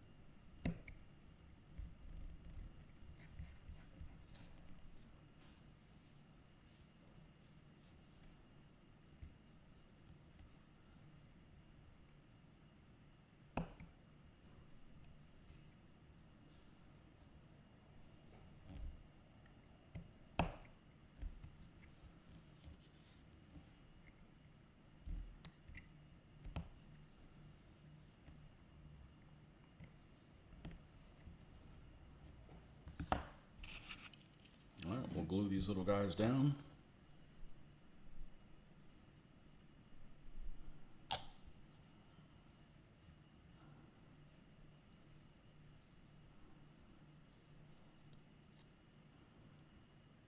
I actually wish it was one color plastic, not multiple colors plastic. Especially black. I love black basing things in black, but this light gray color is probably the best color you could have every model in. Every model I think would benefit from being in this light gray because it's kind of like, you know, white with contrast. It just works really well.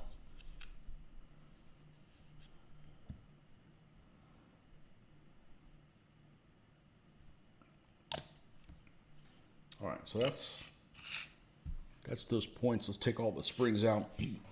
We're gonna glue the springs on there. And there should be 4 of those.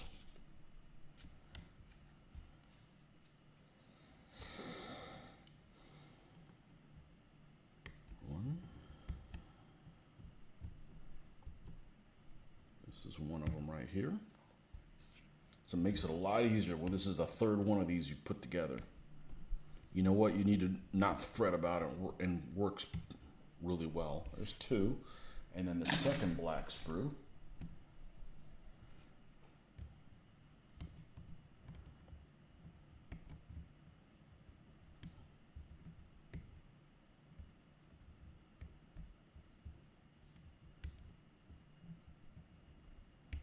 I don't even have my brushes and stuff out here on the table. I'm just kind of got everything hidden because of house showing. So might as well might as well build stuff. That's what I feel like doing anyways. You know, even something like this little guy that I built a little while ago, the Vespa. She's not painted yet. She will be.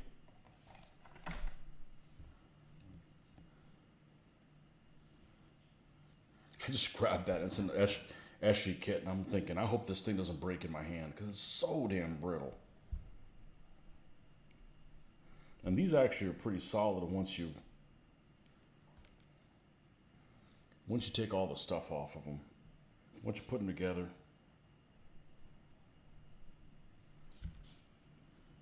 These aren't bad models at all. But they're not for beginners. There's no doubt about that. And they're not for anybody who doesn't have an internet connection, because you're going to have to refer to pictures online.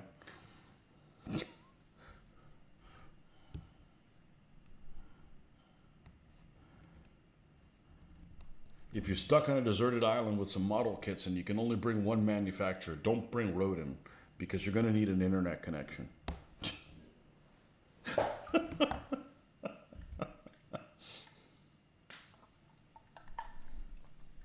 I mean, if you want to build them correctly.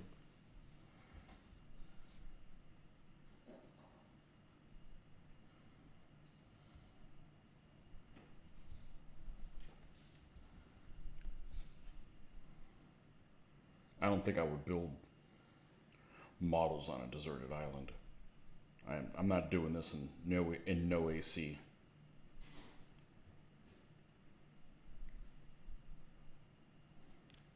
I watched a video the other day, or several months ago. I never did get a chance to comment on it, but it made it sound like this particular person, this guy's a prolific YouTuber, a fairly prolific YouTuber.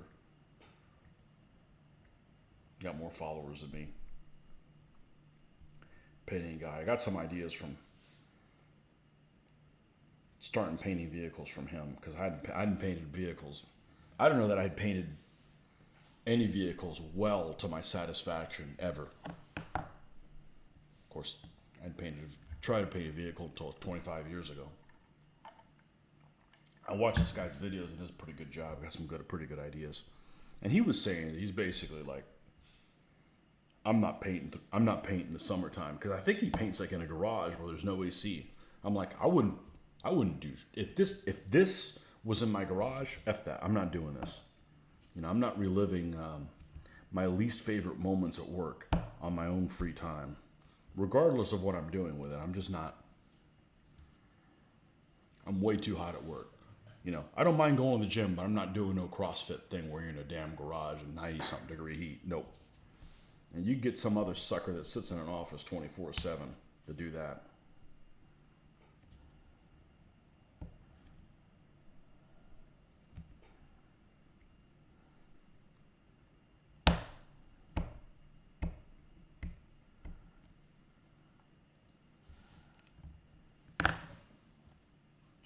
Okay. I always have to be careful I do this correctly. The flat part of the springs are down. Got it.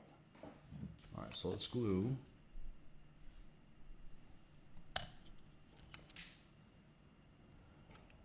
these in. Doing it this way has worked really well for me.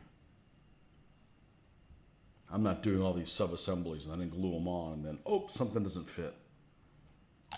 Like, no, we need it to definitely fit flush onto the hole. And then when we're done with this, we'll go back to the wheels and sand them down. Make sure they don't have any major lines or something like that.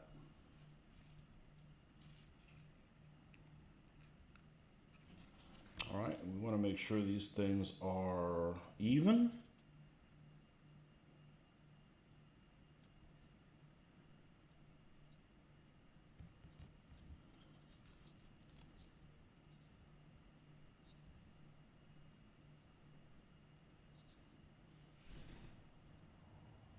Okay, and we'll set this off to the side. And then we'll go back to the wheels. Let's put the top on this. Get our happy sandpaper. And just go around them. Just kind of even them out.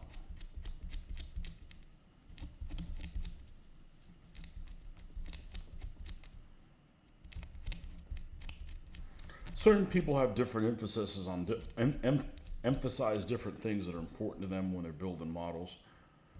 When we had a model club meeting in the early 90s, there were people that would just go nuts about tires. Nuts about tires. Like, hey, that doesn't have the right tread pattern. I got to get this aftermarket thing. I don't give a shit about tread pattern. I'm not saying it's not important, but I'm not going to buy a 10 model kit and then buy $20 tires to go on it. And people do the same thing with Gaslands. People are like going crazy with Gaslands and buying all kinds of aftermarket tires and shit like that. I'm like, geez, that's not something I'm too worried about. But I guess if that's your thing, if that's your crusade you decide to sign up to go on.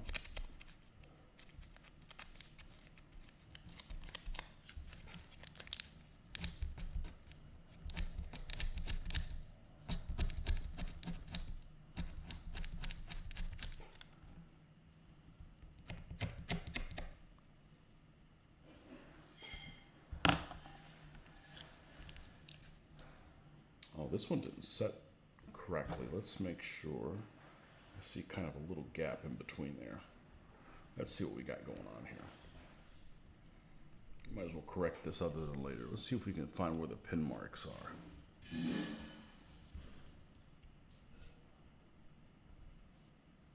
There's one. Where's the other one?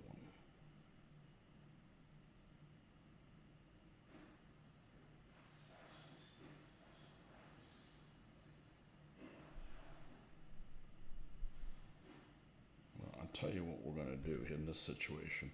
I'm just going to take it off, which probably would have been a good solution all along.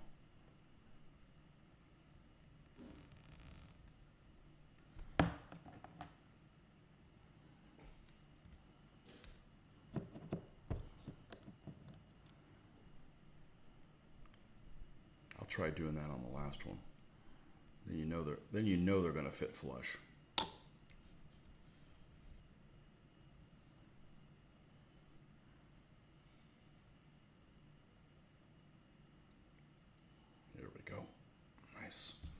I'm going to set that one off to the side. We'll do that one last.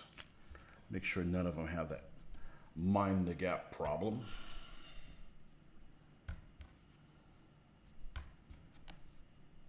Mm-hmm.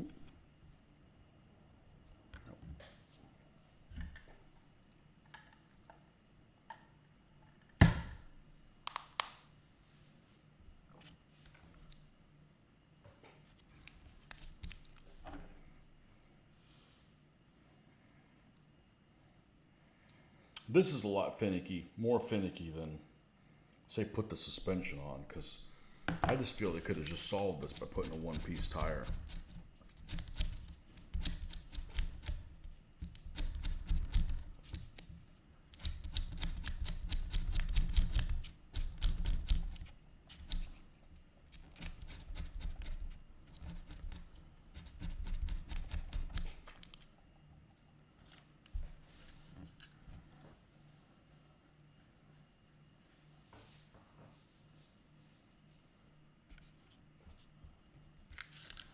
So the black detailed pieces kind of you have to kind of squint your brain, as I like to say, to see what's going on. You know, like this guy right here. You know, his tires, to see the detail on the tires, because it's a different color than the hole, you're kind of like, all right, what am I looking at? You know, a little bit. So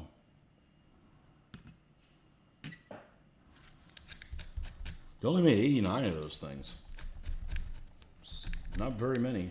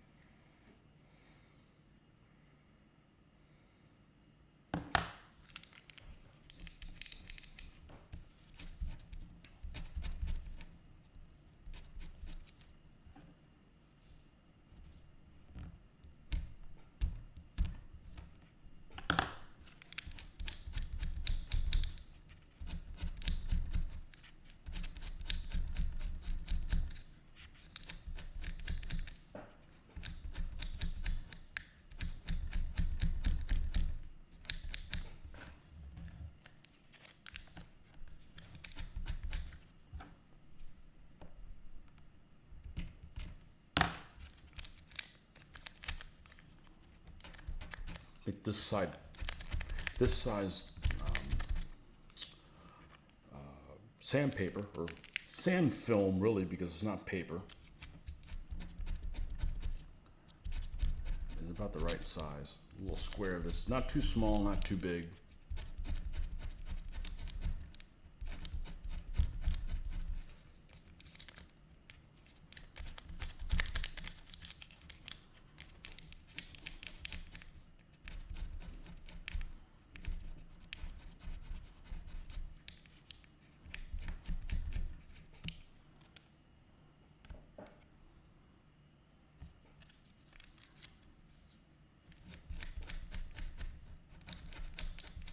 Although this thing's probably, it's seen better days.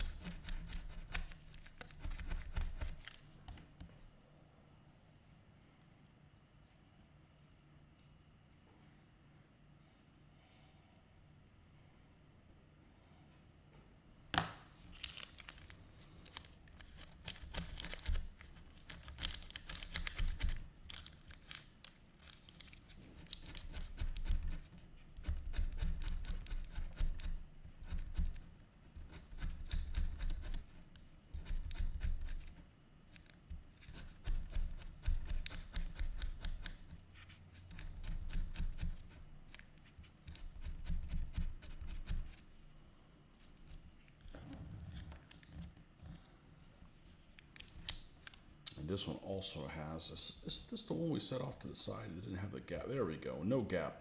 Gap be gone.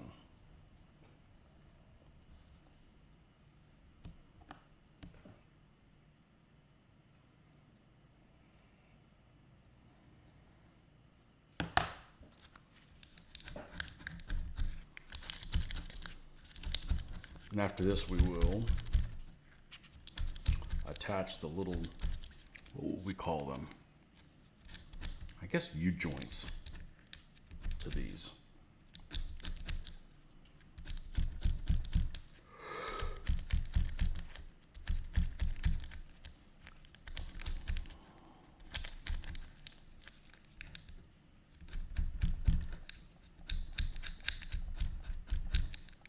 You know, I always thought this stuff like this was tedious. Like all the little road wheels on a Panzer IV, shit like that. I always thought it was really tedious. Well, compared to like painting like a DVA army where you got to paint, you know, a legions of Roman troops. And you're painting all the sandals first. This is a piece of cake. Like you can see the tunnel to see the end of the light out of it. The other stuff is just like, holy shit, I don't know when the hell I'm going to get there. So let's take all of, there should be 8 of these. that we're going to pop off of here. Comrade Popov.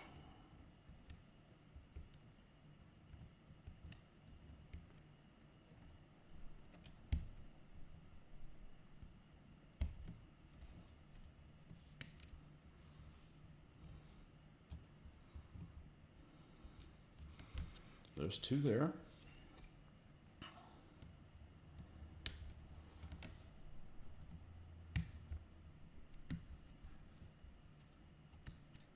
There's another two there. And the other two are on the other mini sprue.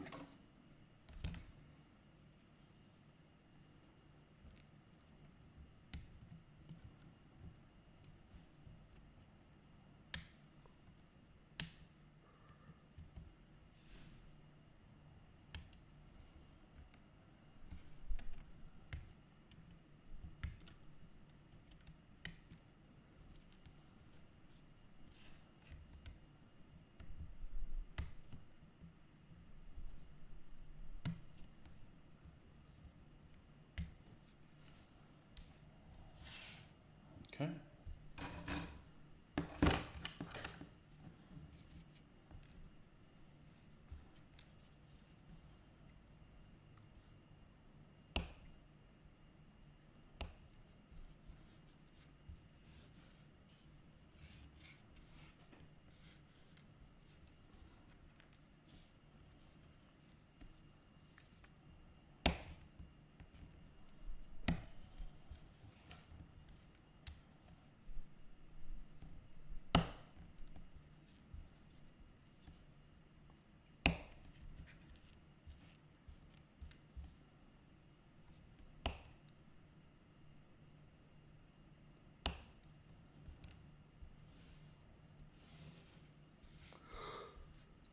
Whew.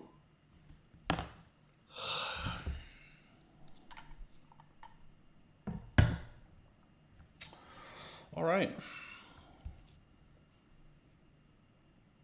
I'll trim these little pieces off. You know, I haven't replaced this in a long time. Let's do a new one because we're gonna be working near our finger, and we don't want to put undue pressure and put more torque on it than you need to. And I got a pack of 120 of these things. I don't know if I've gone through 40 of them. That's really a steal. I don't want to buy these knockoffs, but when you order things on Amazon, sometimes you get a knockoff without wanting them. So I'm like, fuck it, I'll just get knockoffs to begin with. And I've actually been really happy with these Nick Pro. And I don't know that they work any better than X-Acto brand. They probably don't work as well, but the tips on them don't break as much as X-Acto knife ones. So I've been pretty happy with these. This was under $10 for 120 of them. So, or right at $10, I think. Razor blades. You don't want to order razor blades on Amazon. You order name brand ones that you get at a good price. And the next thing you know, you get them, and they're even in the right packaging and everything, but they are not the same. They feel like they've been worn out.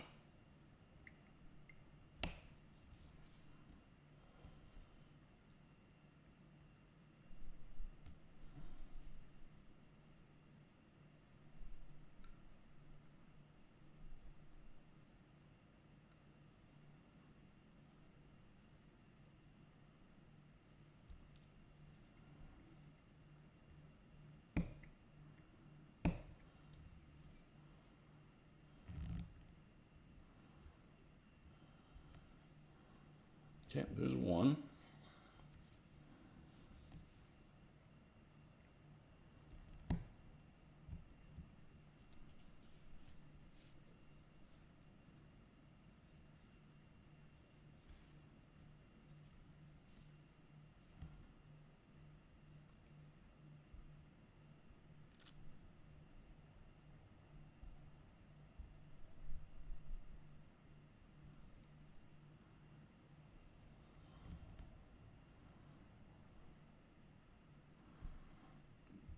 It's two.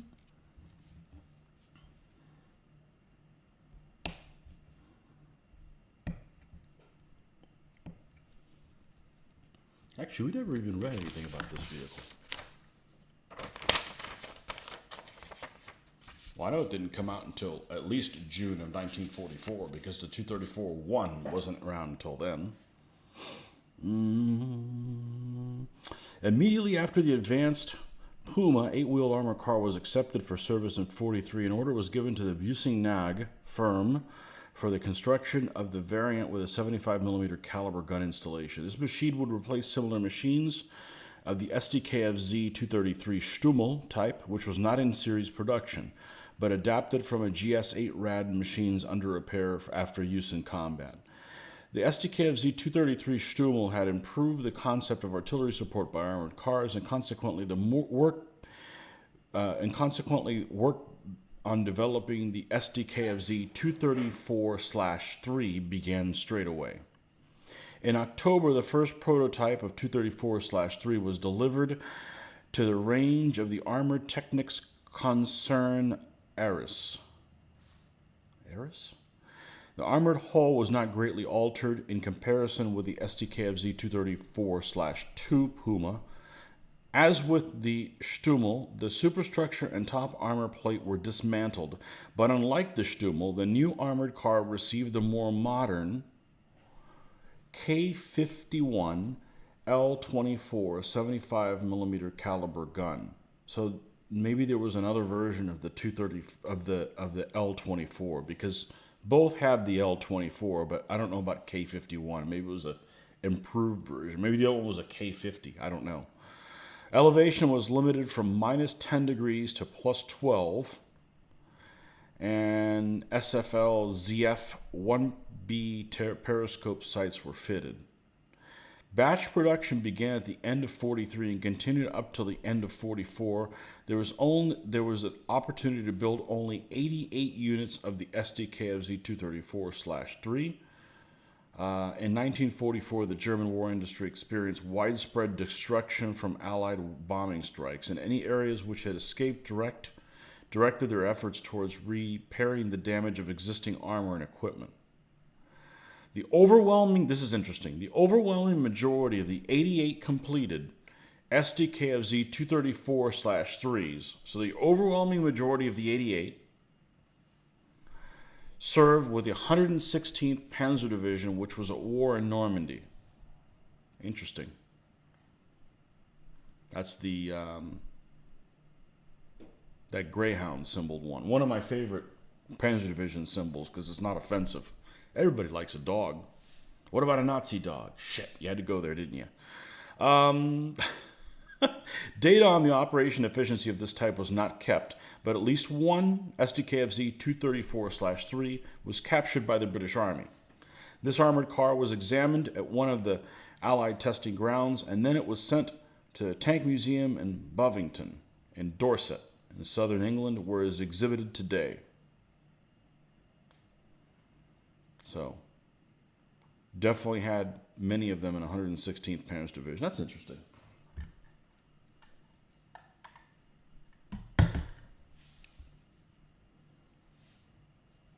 Always liked the symbol of the 116th Panzer Division.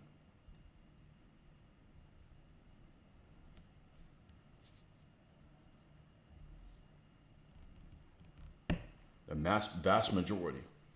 Well, that means probably what?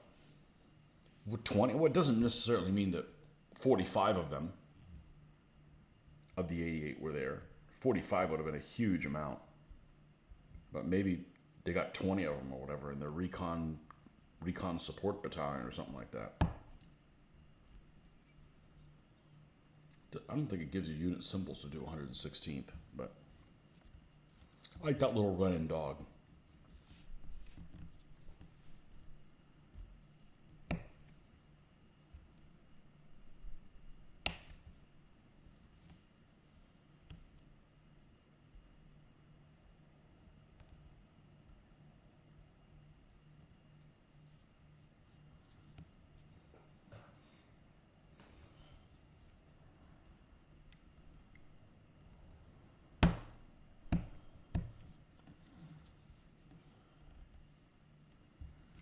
All right, we got 4 more of these to do. I need to go to the little boy's room. I'll be right back.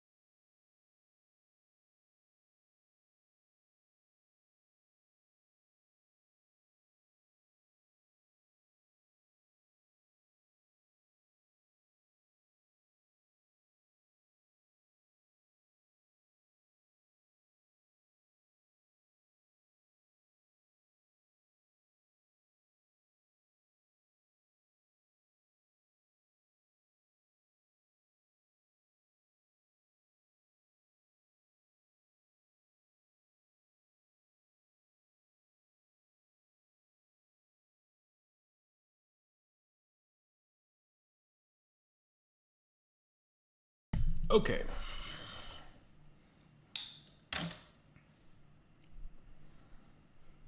And I figured while it was up, might as well have a banana too. Second breakfast. I had my first breakfast at like freaking 4 in the morning.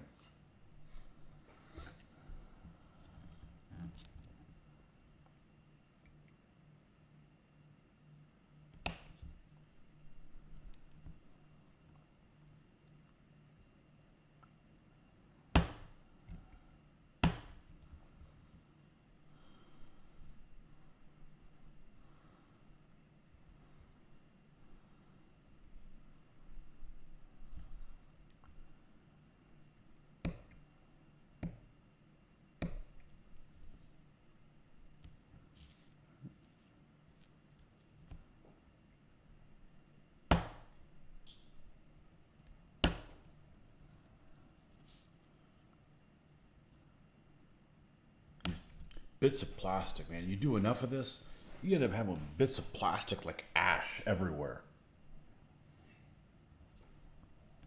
All these little trimmings that you got to do. Well, it's like ash because it's black. You know,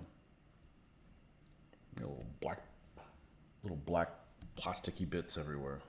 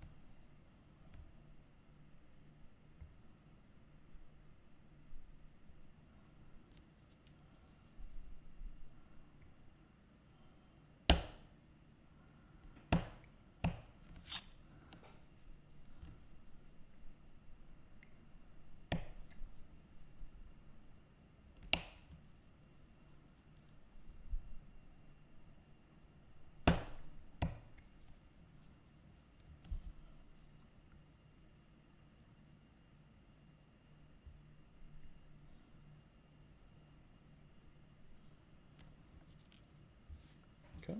I don't need the instructions, but it makes sense to have them flip through there.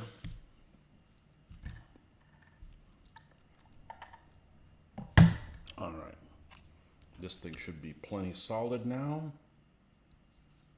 And still has a little bit of bendability left in it. I love that. You can adjust things if they've moved on you or if they don't exactly fit the way they're supposed to. All right, so we're going to take all these wheels, flip them upside down, and we're going to attach all these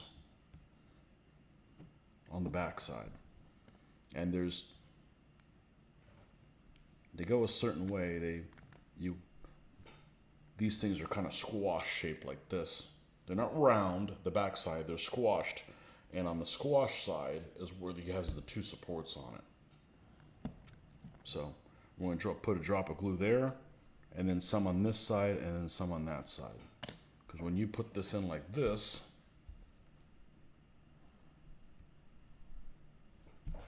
bam, you're done.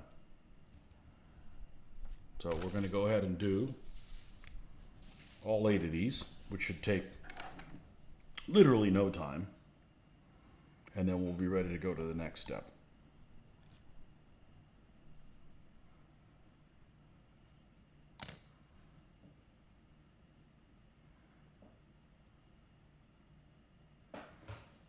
And it should be able to go in there smooth unless something happened with the hole on the middle piece.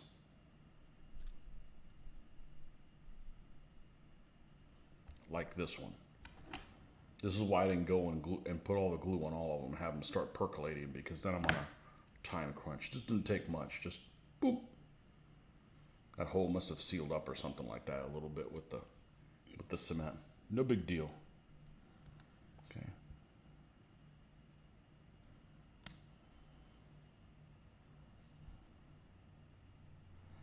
Sometimes I get the feeling that the model doesn't want you to build it. So you got to prove it wrong and say, screw you, you're still getting built. You're not getting away from this. Yeah, like this one is.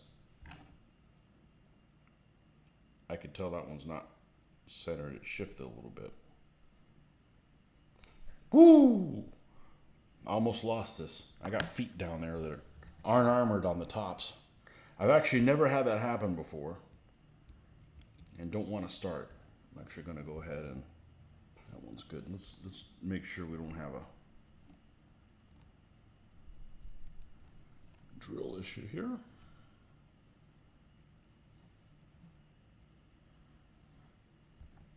Okay.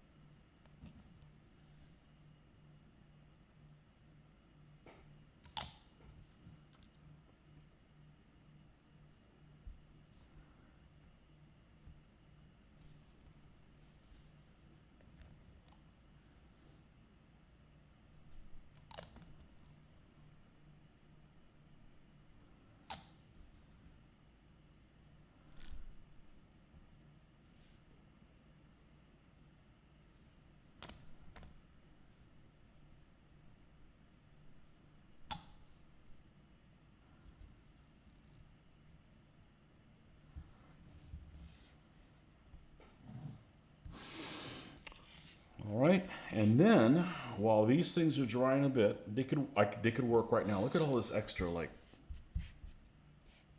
plastic and stuff, and my vacuum's about dead, and I don't really know where the charger is for it. It's not a standard. It's not a USB-C. It's a US whatever that is. The previous one, and everything's tucked away. We're going to take these 8 little pieces, 4 on each of these, and add them. And then after that, then we will go ahead and put those suspension parts underneath it. Every time I do this, it seems a little bit less tedious. This is certainly a lot less tedious than the time before, which was less tedious than the time before that. Okay, that's those 4. Get this sprue out of the way.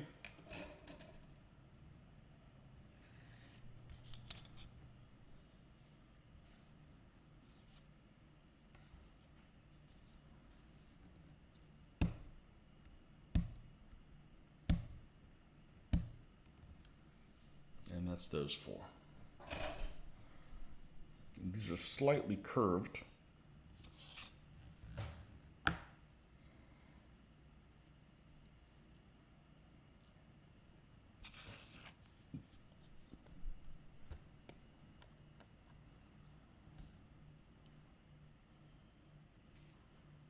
You install here between this and that.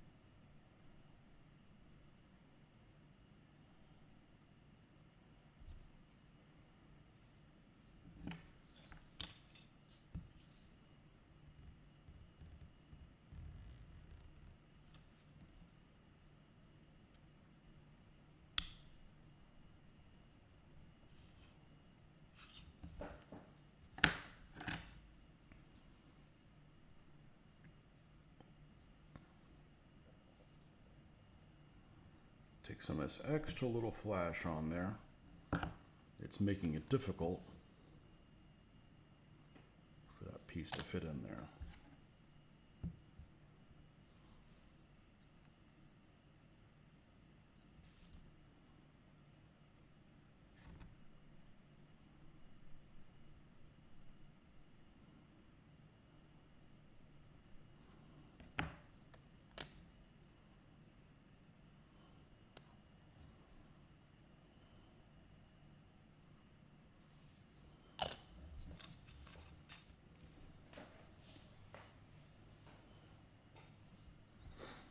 Let's go ahead and, since that one was a problem,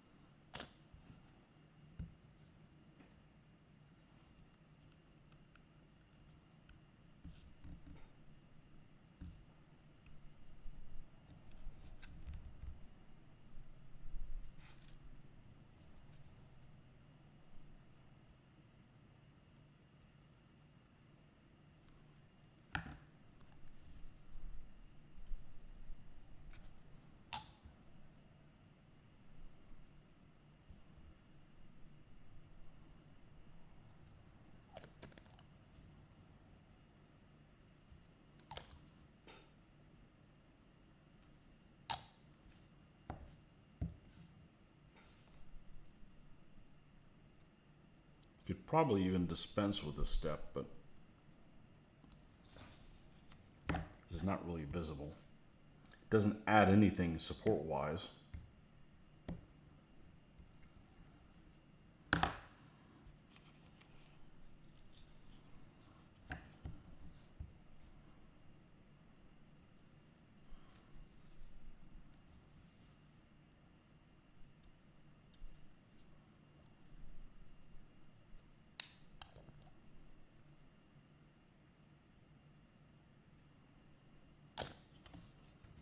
What are you going to do with these black little rice grains if you don't use them, though?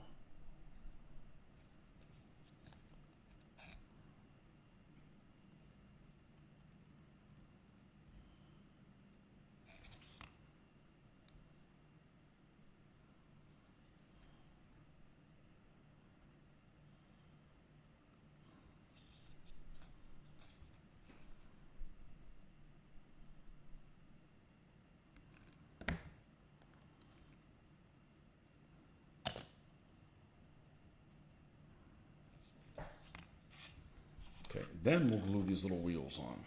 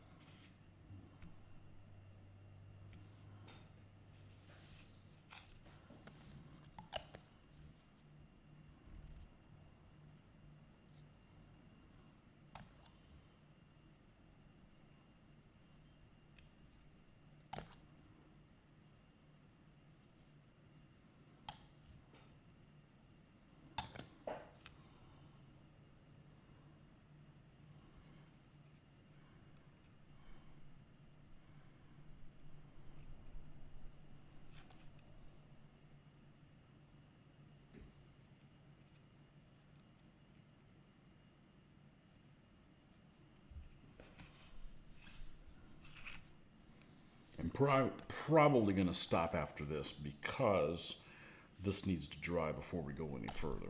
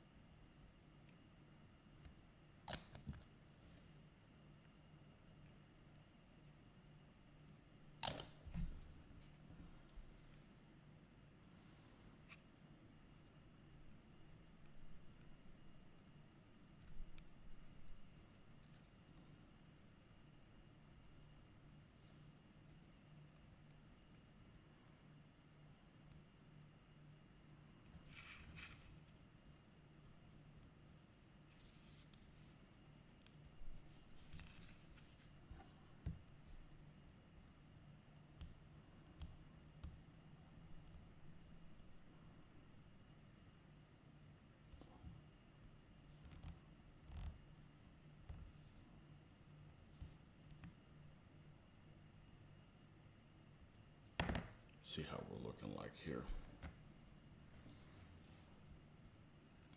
This side looks perfect. This side's not bad either.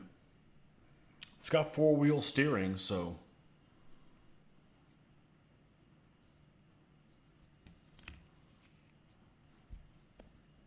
okay, well that's where we're going to stop for today.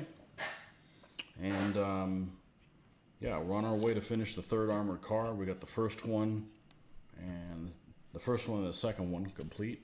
And here's number 3. Okay, folks, as always, thanks for stopping by.